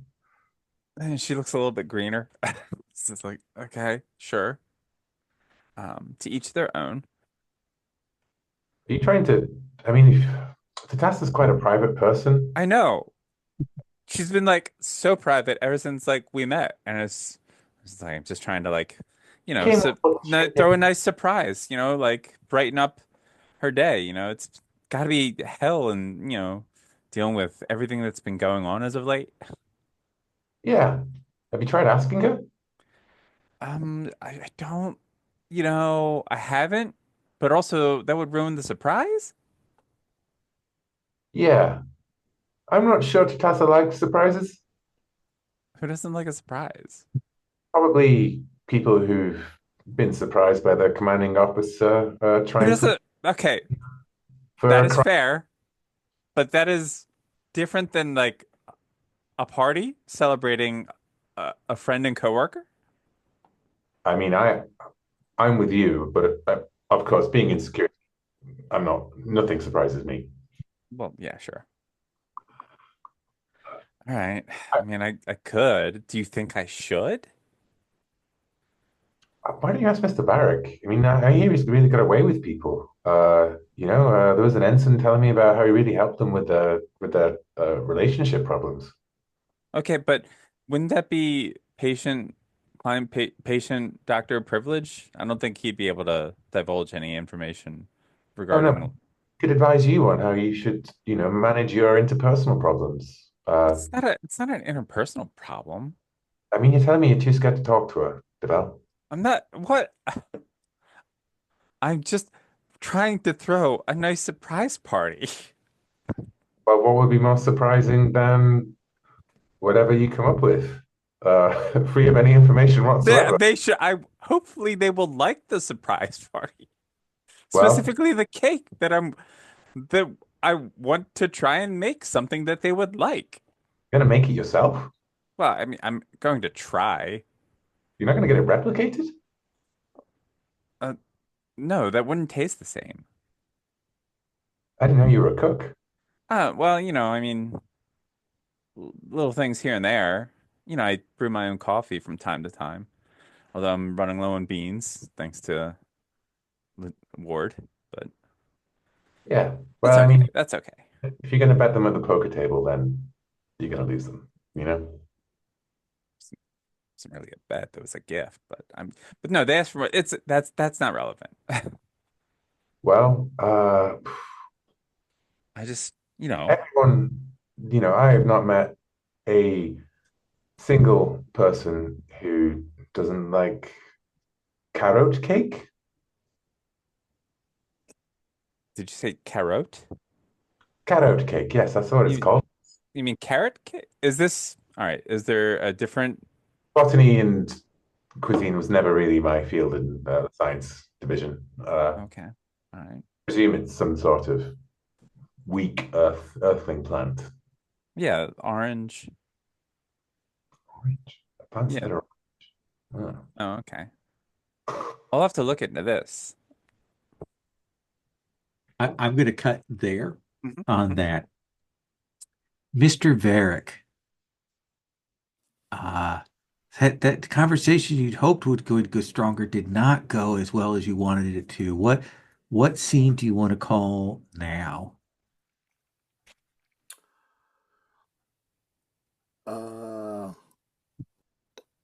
I guess I should talk to Prawn. Okay. Do you do I go you down to engineering. okay. So you will head down to engineering, and like I imagine that there is a bit of a flashback because you know how Tapran operates, Mhm. and you see that's that manner and that tone of voice, and how she's kind of taken over things, and is kind of going over watching and checking everything, and you definitely see Tatasa is trying to kind of stay out of her way. Uh, uh, and Tipran will look up and will say, Doctor. Lieutenant, it occurs to me that I was taken by surprise by your appearance. I was not expecting you to be even remotely close to this mission, and I wanted to apologize for my demeanor when I saw you arrive in the transporter room. I do not believe that an apology is necessary. Be that as it may, I believe we are far enough along in our careers now, far from our childhood competitions, where we can set the past aside and value the friendship that we might cultivate. I see. Will this help you balance your mind-body hypothesis? Um, uh, Unless you've given up on your psychosomatic fancies and maybe have moved over to real medicine. I do practice what you call real medicine, but I do have an ongoing hypothesis that I continue to study, and that is that a person's attitude and positive thoughts can have tremendous impact on their. You know what? I did not come here to debate our professional approach. I wanted to reassure you that while you are on this ship, um, I will treat you with the utmost respect, and I would like to take this as an opportunity to, shall we say, um, rekindle our relationship and potentially start a genuine friendship. As I've gotten older, I've become to appreciate friends that I've had for all my life.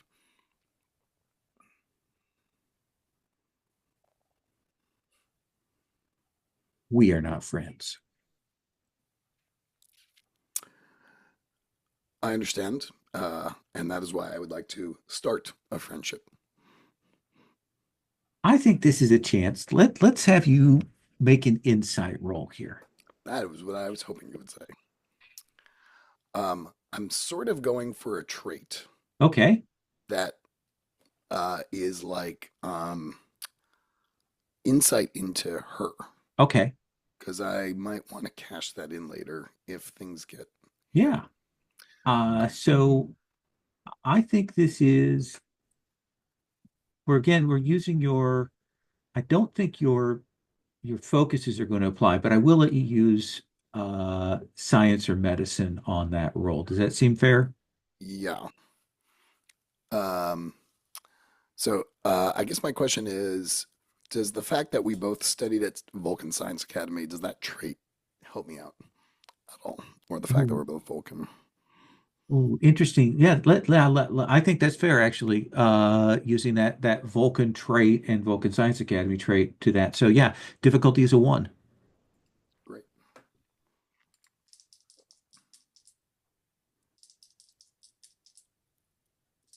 It's stuck.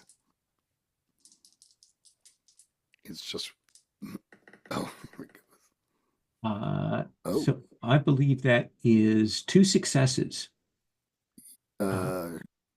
sure. I'm seeing one. If it's insight, did you say insight Yeah. in science? That's a 13. Okay. So it's 1 success, which is enough to create a trait. What do you want to call that trait? Um, uh, I mean, I was thinking as specific as insight about Tapron.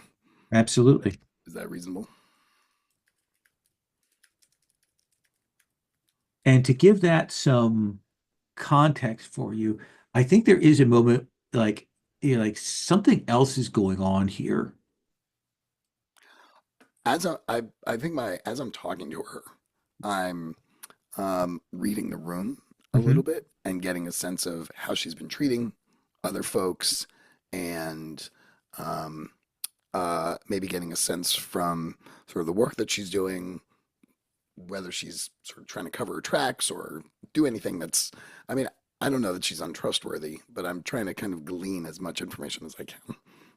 Yeah, I think you get that trait and you're getting some idea. She's definitely treating you differently than you would expect. She's treating you differently than other people. Clearly there's something else going on. Okay. I like it. Vate. Want to come back to you if you want to call a scene here, mechanically or NPC wise. I want to speak to Lieutenant Tatassa. Okay. Do you go down to engineering? Do you call her up to your office? Do you do something else? I go down to engineering again. I think a few hours after we originally saw her. Perhaps there's like some of that hustle and bustle of activities. Perhaps she's in her office in the engineering bay, Okay. looking over things, many data tablets in front of her.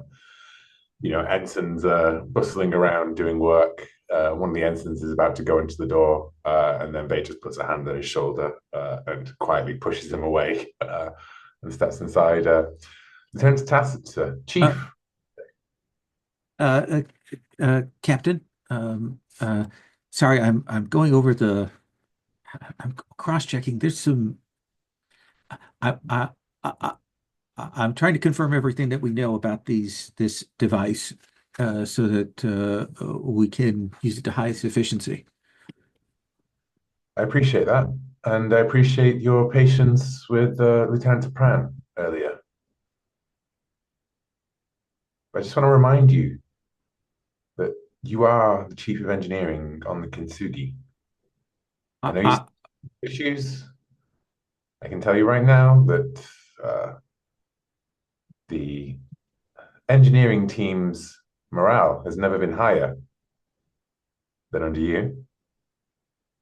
Now, we both remember Commander Latal. I'm sure you can work out why. Yes, I remember very, very, very clearly working with Commander Latal. Yes. But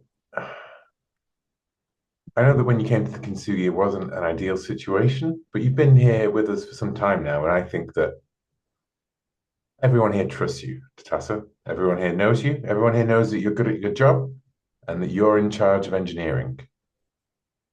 Don't let anybody take that away from you, Tatassa.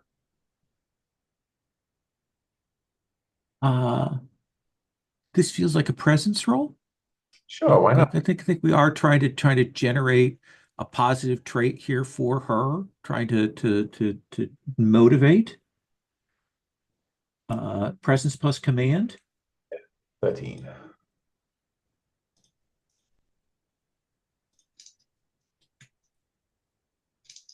Oh, it's sweet, cool. Do you have a focus that's applicable to this? Mediation, cultural studies. No, I don't think either of those apply. No. No. So I think you will get a success, and you can tell that they're like she's hearing you, but kind of not quite fully there. She will say, I appreciate the engineering team, and I appreciate and I hope that I've been able to live up to their expectations.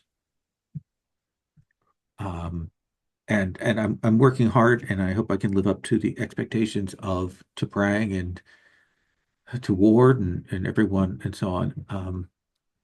Don't worry about other people's expectations, Tatassa. Listen, I'm sure you've noticed that the first officer position on the ship has not been filled. By going by seniority, by experience, by qualification, you're in the running. Now, that may not be a thing that you're interested in, and if so, just tell me now and I'll take you out of it. But we're going to need engineering to come through for us on this great space race, as much as we're going to need Ward's piloting skills.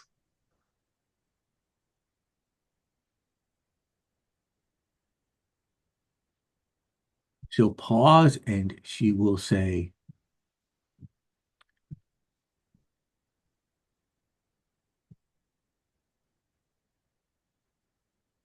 I don't know if I have the trust of the crew.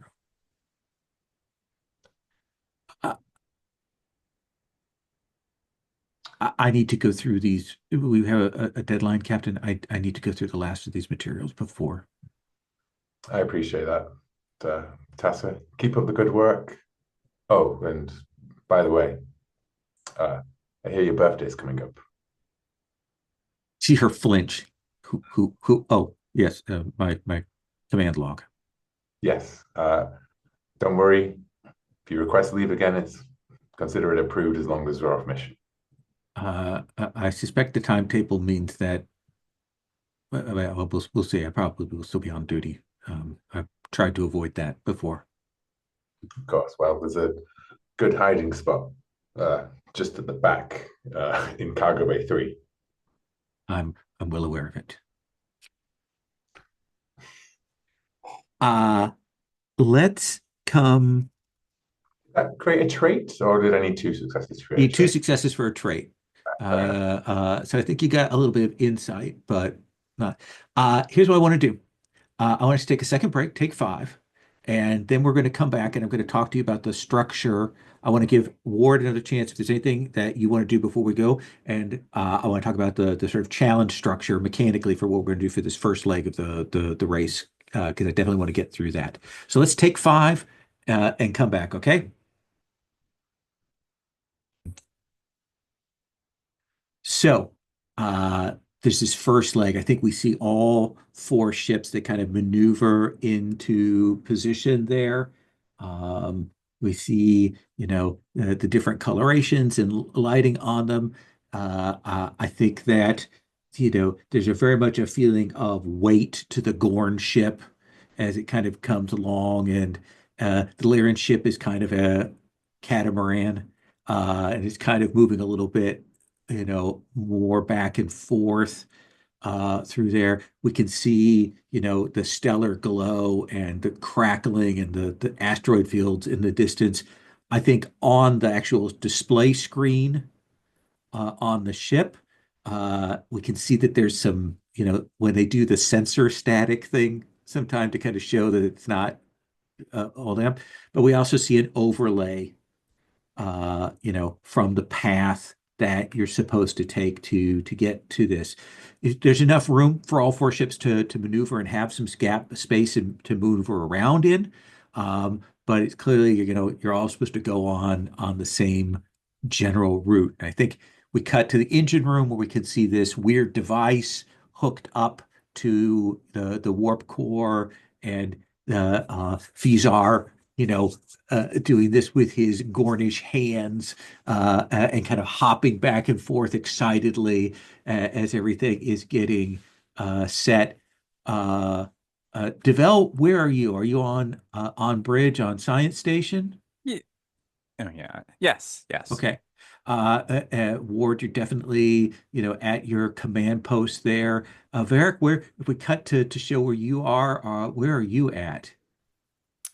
I think I'm just in the sick bay, just Okay. Getting thinking, worrying people are going to get hurt. Absolutely, kind of looking over notes, getting ready. So the way we're going to do this first leg, because there are going to be this leg and then another one. But this first leg is going to be a series of sort of 3 challenges.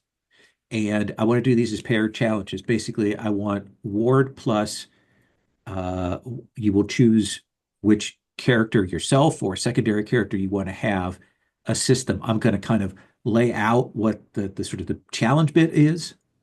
I'm going to ask Ward or the assisting person to kind of give me some additional details on that. And then the assisted person will roll.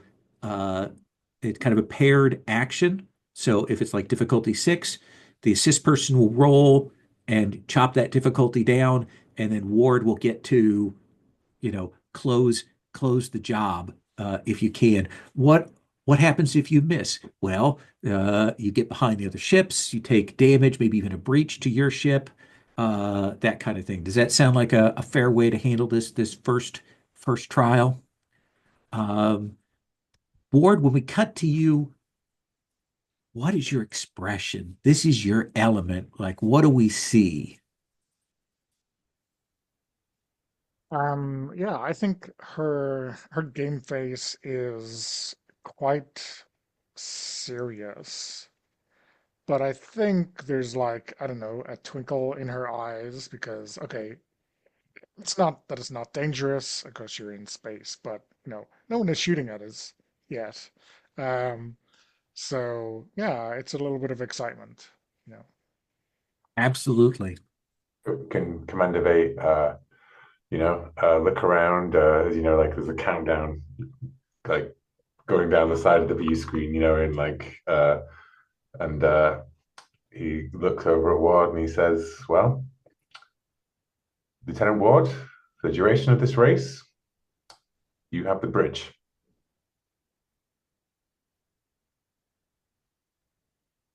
And there'll be that doot, doot, doot, dee, and the ships will take off. It's not warp speed jump, but it is that you move quickly to impulse. The acceleration is definite. With the inertial dampeners clearly feel it, and we will see you, hit impulse, full mark impulse, and then a little bit past that as you go along. You can feel it, Ward. It definitely is, giving you a little bit edge, a little bit higher impulse speed, but you can also feel that there's a little more maneuverability than you would expect to have at this impulse speed. Um, and the let's who let's start with Devel. Let's have you be the sort of the first assist here. So for Ward and Devel, uh, all four of you are taking off, and the first thing that you're going to be hitting is that this passes through kind of a hypercharged section of broken up debris. Tell me something else about that, Devel, about what makes this challenging, difficult, dangerous, or even a physical description here. I think there's like fluctuating pulses of a nearby nebula Okay. that we have to like be careful about the waves as they, rock the debris and the ship. Absolutely. And Ward, what's another thing about how the ship feels, what we see in the lighting, or the challenge itself here? Yeah, I wonder if for the Kintsugi, there's like, I don't know, it's hitting some kind of harmonic that it hasn't done before, and like it's almost like we can sense the different ships that make up the Kintsugi, The humming different, like they don't yeah, usually. a noise you haven't heard before, a sound, a tune, you will be acutely aware of that. So, Devel, this challenge, this first one coming out of the gate, the total difficulty between the two of you is would normally be a 6. We're going to take it down to a 5 because of the plot, of course, that Ward did. So, how are you assisting? How are you doing your station to get through this challenge, Deval? I think I'm like she's operate focusing on the sensors and trying to time the waves and communicating like the ebb and flow of the nearby nebula. Absolutely. Let's have you do control plus science. Okay. All right. Don't think this necessarily plays into your None of my focuses specialties. apply, so Okay. yeah. Yeah, no. She's a she's a planet-based character. Okay. Uh, There's two two successes. successes. So that takes that difficulty down to a 3. That's what we need to get through this challenge without any cost or consequences. Can I obtain information? Yes, what's the question that you have? Uh, I was going to pull up a list of PBTA style questions, but um, she's also focusing a lot on the exchange between the device and our warp core, and it's trying to like she's trying to figure out like, all right, how is this specifically interacting with the ship? Like, what is it doing? And like, um, yeah, like what? I guess. What about this should I be on the lookout for? What about this device? It's definitely creating, it's not creating a warp field, but it's definitely creating some kind of energy field over the ship that is enhancing the impulse, protecting it from the relativistic effects when you go over Mark 1, and allowing for maneuverability. It like you're like, okay, I don't know what this is, but I can tell that it is generating a field that is around, is encompassing here. So that's the first question. I believe you get a second I question, right? do. I do. Um, oh God, the open-ended questions are so hard sometimes to think of. I know. So it's generating a field. Uh, is there a way that we can manipulate this field to our even more of advantage? Is like is there any adjustments that like we can make to tighten it, I guess, or fine tune it?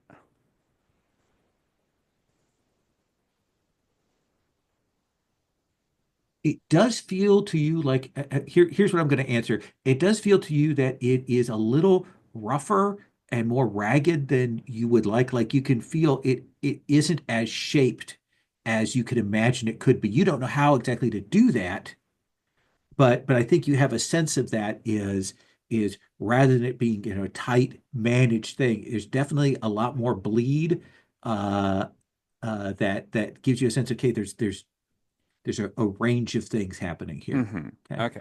So What do you want to, you have with yeah, rapid we get the crit. hypothesis, what do you Yep. want to, what trait do you want to call that? Let's see. What did Pharaohs call this device? Fezar? What did Fezar? they call it? Did they have a Well, name for it? yes, I have a name for it. Morphoionization to create a covalent Fedya distortion resonance. Okay. Uh, What's the I'm gonna just acronym? short. What was that? Is there an acronym? Does that spell What's the out? acronym for that? Oh, MCPR. Oh, okay. Then I just wasn't I because should have done that with it. Look, it's hard to make acronyms yeah. sometimes. I think you could call it a And morpho field. okay. I guess morpho field theoretical physics. I don't know. Okay, I like it. Physics theories about morphophysics or theoretical morpho something like that. You get what I'm trying to go Yeah. for. Morphofield theoretical physics is what you said first, and I think that was a good way to do it, especially because I can misspell every word in that. Morofo. Morofo, and I misspelled physics twice. Okay. Ward, we're difficulty 3 here. What what are we want to roll here? It's definitely control plus con, right? Yeah, I don't think the craziness, the wildness of this system has really hit us yet. So control for now. Okay. And There isn't like a thing in the way specifically. There is a lot of debris and stuff, but you've got the deflectors for that. So it's not like you'd need the invasive maneuvers focus for that. We'll see sure, if that would come up later, but yeah. I mean, helm operations yeah, sounds like it's broad absolutely. enough to work here. I think I'll also precision maneuvering. Are we? I think I don't so. know if. Yeah, Yeah, I okay. think that's fair. So that'll give me a reroll at some stage if I Yeah. want it. So So you've got a 11, sorry, you've got a 15/4, and you've got a reroll. and will I be rolling one for the ship? You'll be rolling one for the ship. Okay. Yes. And it'll be for the ship, it will be uh, computers plus con. So 14/4 for that. I'm gonna just trust my luck and not not take from the momentum pool yet. Okay. So and also, it's the first round. I've got to catch Absolutely. up. Okay. Absolutely. Do the traits that we've created help at all? I don't think that morpho field is going to like that. Well, I don't think it applies here. But plot a course. But I already took that off Okay. the Yeah. total. Yeah. So let me roll my dice first. That That's two is two successes. successes and one for the ship. Uh,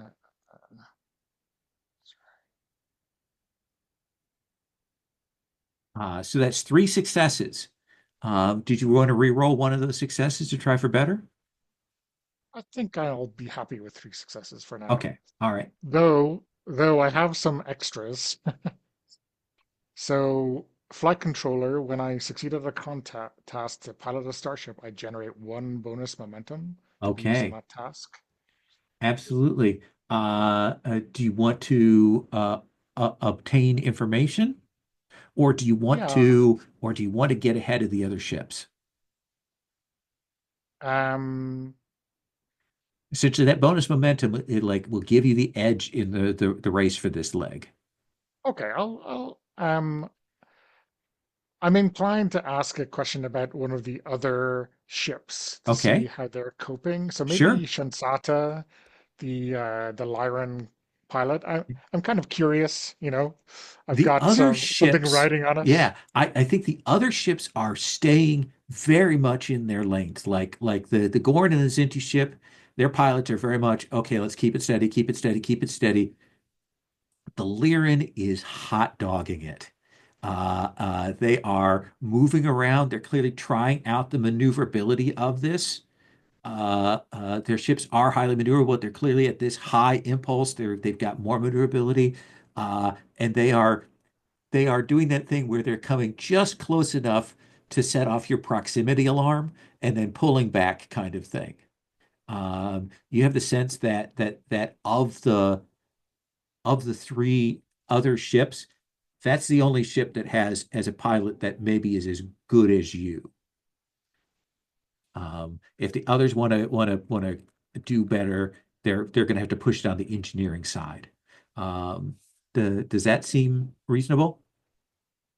Yeah, yeah. I mean, I don't think we are, stick car racing, shouldering each other, but, it's good to have someone who is pushing you, right? Absolutely. Let's come to this that next of 3 here. Dan, is this do you want to have Varric, or do you want to take a secondary character in, either one that we've got, or create another one No, I to do think this? Ensign Juris is playing a big role Okay. here. I think that my thought was that shields are or sort of integrity fields or things like that to kind of Hmm. help the ship kind Yeah. of stabilize. You will hit another section of space, and whereas you had like bigger debris, this next section is full of stellar dust. That is that kind of micro impacts, especially at the high speed, that starts really taking a toll on the shields here. Mm. What else do we see, either visually or about the challenge there, Juris? Tell me something else about that part. I think because of the nature of the dust, the shield frequency needs to be rotated. And because of the nature of his station, he's sort of moving back and forth a lot. Plus, he's also thinking about ship's integrity, so he's listening to the hum of the ship, getting new information Hey, I through that. love it. I love it. And Ward, what's another thing in this moment that kind of changes from that first leg of this challenge? I think I think we have something whereby the lead ship is almost like breaking the waves, Mm, of these particles, and maybe we see the other ships kind of come in a little bit behind us to get some protection. trying to do a little drift, kind of catching that Yeah. tailwind off of that. I like it. I think that as you go through, and again, this is difficulty 6, would be taken down to difficulty 5 because of the plot, of course. But I think there is a moment when we see and get on the sensors a burst of additional cosmic radiation. And I'm going to spend 2 threat to add 2 difficulty to this task. So it goes from difficulty 5 down up to difficulty 7. Uh, Juris, uh, What are you doing? All right. pardon? Do I roll 2 dice? So right now, and actually, uh, Devel made a good point. You get to roll 2 dice, but you also get to roll the ship's die here. So for this, for you, uh, modulating the shields, that feels like reason plus security, maybe, Uh, or does that seem right? I was hoping control Okay, yeah, I like that. because I got to So maintain my cool. yeah, they're going to be rolling then 2 dice at 14 or less.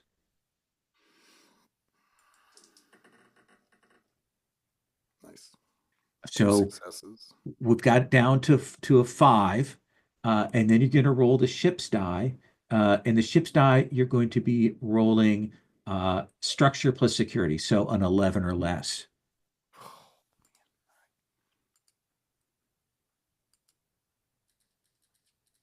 Oh, fuck. That's a complication. So I think that as you are going along, we've got 2 successes down. We've got that down, but there is a moment when that burst of radiation comes and something gets through, and we will feel a breach hit the ship. Uh, can I have someone roll me a d20, Captain, Captain? don't make me do it. Okay, should I roll a d20? Fine. Yep, Heavy is the head. absolutely.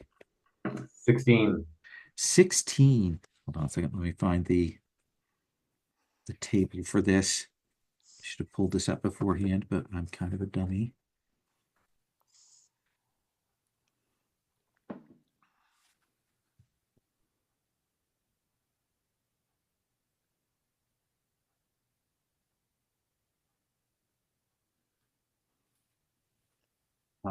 So you will take a breach on the ship structure.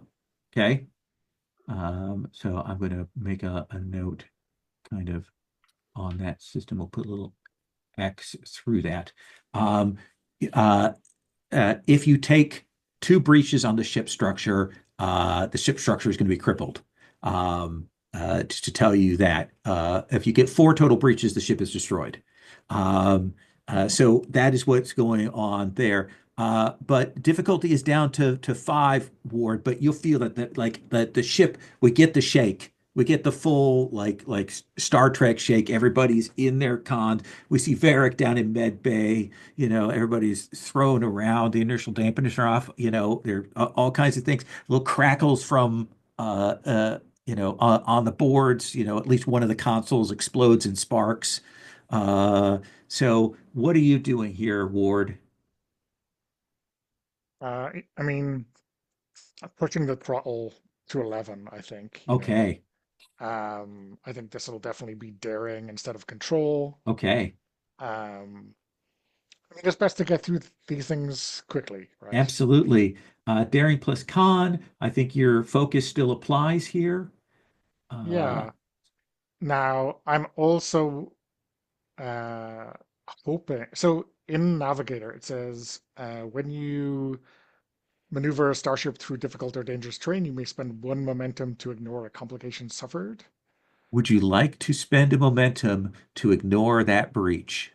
You know what? I'm gonna spend the momentum I have and roll and hope I generate enough Okay, to do that because it's kind of absolutely. already happened. Yeah, no, So I think it's kind of in process. Like, can you lean the ship out of that? yeah. Uh, So let so me. we're looking at 5. You're going to spend that momentum. You can roll 3 dice, and then you're going to get this ship's die. Do you want to spend a determination? Uh, no, I'll save that because I Okay. have my reroll. Oh, absolutely. And also, I have hands-on pilot.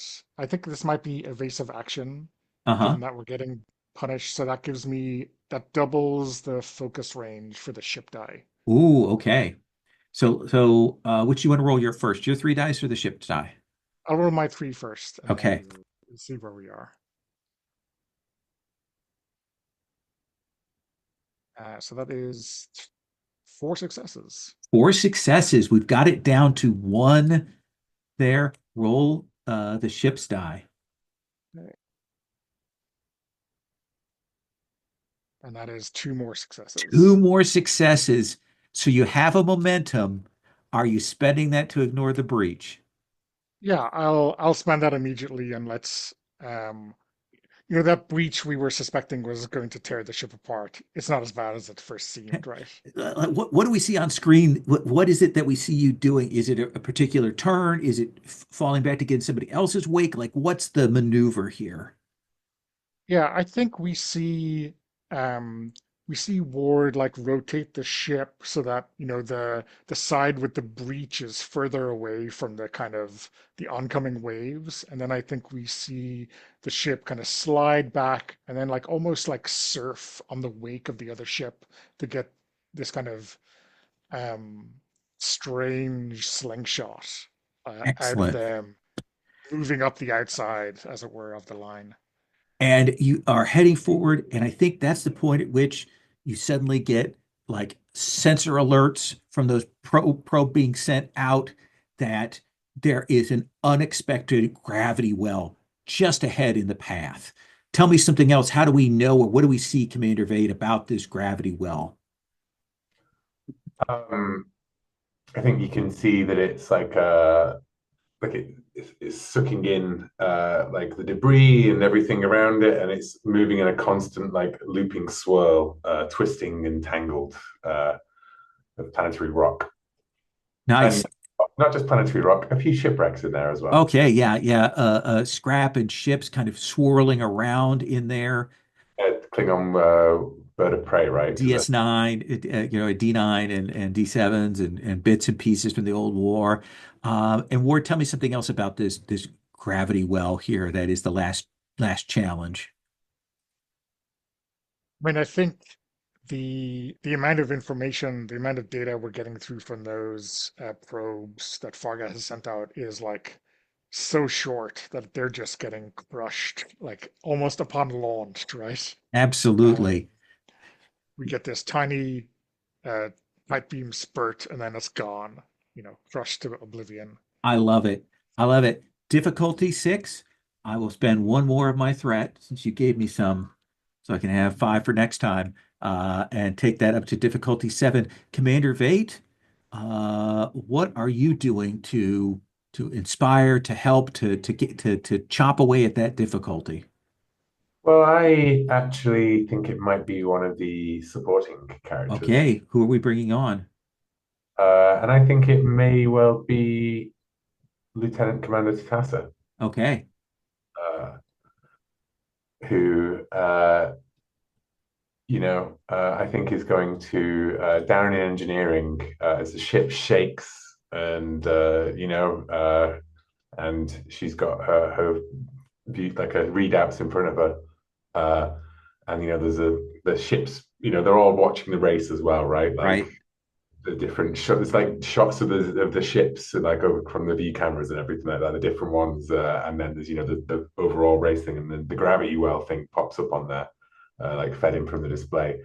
Tassa stares at it and says, Wad's going to need all the power she can get out of our engines if we're going to break free of that gravity well, no matter what this Fizar drive is doing. Um, and I think she's going to come up it's going to come through on the bridge, and she's going to go, you know, uh, Captain Ward, we have, she got the bridge right. I don't know, does that work? Yeah. Yeah. You know, we're gonna try and give you everything we've got. My team's working all out, but we're gonna squeeze every last drop out of the engines. Don't worry, you can trust us. Control plus engineering. Yeah, sorry, can I maybe make a suggestion that plays into that? Oh, please. Maybe, I mean, one my value is by the book, and I think maybe the kind of thrill of the race is getting toward a little bit, and I'm saying like reduce the power now, and we like dive into the gravity field and then power it up, using that safety net to give us an exit. Absolutely. How about this? I'll give you determination if you let the complication rating be a 19 and 20. Sure. Okay. Okay. Take a determination. Okay. So let's start with Tatasa's control plus engineering. Yeah, which I'm hoping is a, well, no, she's the fittest engineer on the ship as well, but she's still got a 13. Okay. Do you have a focus? Do you want to change that transporter operations to like engine power or something? Engine operation. What core operations? Okay, that seems fair. Actually, if you want to do it, to be impulse operations. Impulse operation. Yeah, all Yeah. right. Okay. Fine. You got me. Yep. So 13 or less, threes or less are crits. Okay. 2 dice. Shit. Uh, you know what? I'm gonna spend. Can I spend Bates' Yeah, determination because you're the captain. from the captain? So I'm gonna spend Bates' determination to give Tassa a reroll. Okay. I think it's almost just Tassa remembering that conversation from Oh, I earlier. love it. Yeah, absolutely. Let's have you re-roll those.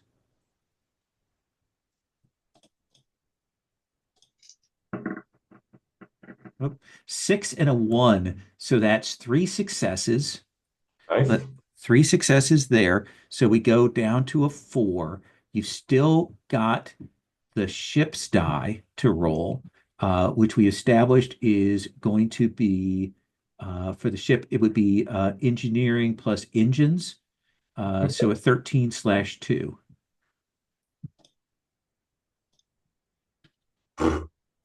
So we still get a complication.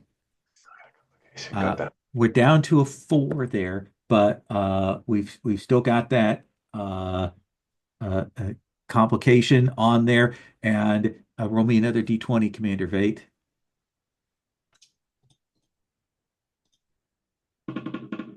5. Low is better. 5. Yeah. Console explodes outward where Farga is at. We don't know what shape she's in. We're going to Oh, find that out here in a moment, depending on what happens. She's going to be sent down to Med Bay unless something changed here. So we've got 4 left on this challenge ward. Yeah, I'm gonna spend that determination up front Okay, to get a so we 1. got 2 successes before we're even rolling here. And you've got 2 dice for yourself and 1 die for the ship. Yeah, and this seems like daring again, daring plus con, Yeah. especially with our kind of gravity swoop. Daring Uh, plus con, 14 or less. I like improvisation as your focus there. okay, yeah, yeah, this is unplanned. Yeah. So let's roll those two first. Uh, so that So is a 19, which is another complication, another right? complication and 12, which is a single a success. single success. Now, I believe you still have a Um, reroll. You have another yeah, determination, so I do, yeah. But I get my free reroll on that night. I'm going to Yeah. use that 19. Okay. I'm going to reroll that 19 for free. 17. Okay, so it's not as bad, but still pretty bad. So you've got 1 success right now, and you're going to be rolling the ship's die. Okay, so let me roll the ship's die. An 8, An which I 8. think is 2 successes, right? With that evasive, with that hands-on pilot. With the hands-on pilot, we'll double. Right now, this is engines plus con. So yes, that is 2 successes. So you will have a momentum left over, um, and but we've still got the complication on the table there. Yep. So I do think that we see that explosion and we see Faraga thrown back by this. What do you want to spend that momentum for? Do you want to gather information? Do you want to get the edge here to take the victory at this last bit? Yeah, so I get the free, well, I get that free momentum from flight controller, Oh and yeah. I can team that up with the momentum I earned the honest way to make a new trait. Yeah. What do you want to call that? Um, It's good to be building those up because it's only going to get tougher from here. Yeah. I think it's something like um, something like about the Kintsugi like humming or singing, like um, Song of the warmed Kintsugi Kintsugi. warmed up, you know. Oh, okay. I like that.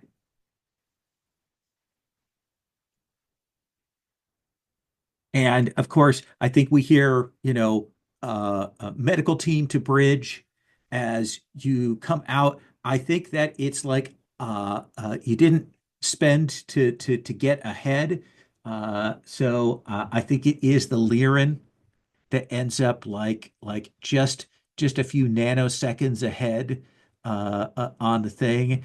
And I think there is a moment of the Lyran broadcasting to you, Ward, and saying, "That's 1 out of 3, Ward." But of course, there's the smoke in the on the bridge there. Everyone's at their stations. We see the med team coming and getting Faraga up there as we kind of are doing that. And I think there's a brief moment where we cut to Commander Vate's ready room, and we see that orchid is in full bloom and has grown precipitously. And that's where we're going to cut off from this episode here with something happening to the plant. And we're going to take up, there'll be a chance, it'll be the catching your breath at this next station before we go to the next leg for next time. Sound good? Let's do a quick stars, wishes, thoughts here before we kind of wrap up. Um, uh, Donna. Yeah, I mean, is this Ward's episode? I don't know. I guess it is. Uh, um, but yeah, so much good stuff like of the B plots all coming out at once, like it's B plot summer or something. I don't know. So some nice history from a lot of our characters. So Varric and Devel both getting some interesting NPCs crawling out of the woodwork, and yeah, some nice scenes about other nonsense like the holodecks or the birthday cake. So yeah, I love that. Awesome. Awesome. Dr. DeVal. I love Varric's just like, hey, don't trust this lady. She used to bully me. Do you have more proof? Don't trust her, bro. This is my word, right? It's adorable. I love it. I love Faraz, or am I saying that right? I can never Oh, remember. the doctor. Fizar, yeah. Yeah. He's a delight. I love the whole like, hey, you want to gamble? Let's gamble. Like, there's just a lot of fun character moments. And yeah, like the whole I'm always hesitant in game mechanics about how like ship stuff works. And this felt like, fun enough. Like it'll never be fast-paced and exciting because that's game versus movie or TV, Exactly. but Yeah. like them like, okay, yeah, there's tension here. Awesome. Awesome. Commander Vate. My favorite parts were Barrick's facial expressions being on a timer. There's a proud history of being bullied by a kid bulk is a great thing to be carrying over as well. I like that Jolene used pretty much all the screen time to try and do B plots. Like no, yeah.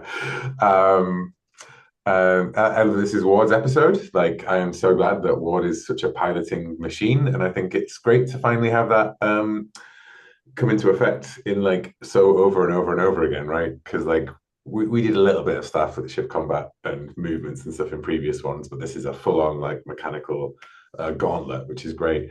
And then of course the voices of all of the various aliens is great because they all seem slightly subtly off, which is great. But the Stinger was a great Star Trek Part One. Mm. Stinger, like the flower blooming as they reverse the slow the time lapse photography that they took of it, right? Mhm. Like,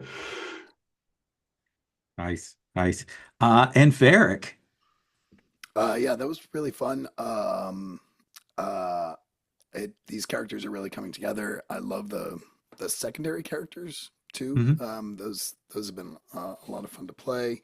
I almost never say this, but a star to the like to the game system. I think it's really coming together, and I like how all the different pieces kind of work together. That the race was such a great illustration of that. So, yeah. I love one of my absolute favorite things is figuring out how to do races in games. I think a race is one of the best things that you can do, and I absolutely love this, and I'm very excited about to see where this goes. Um, I am going to stop the recording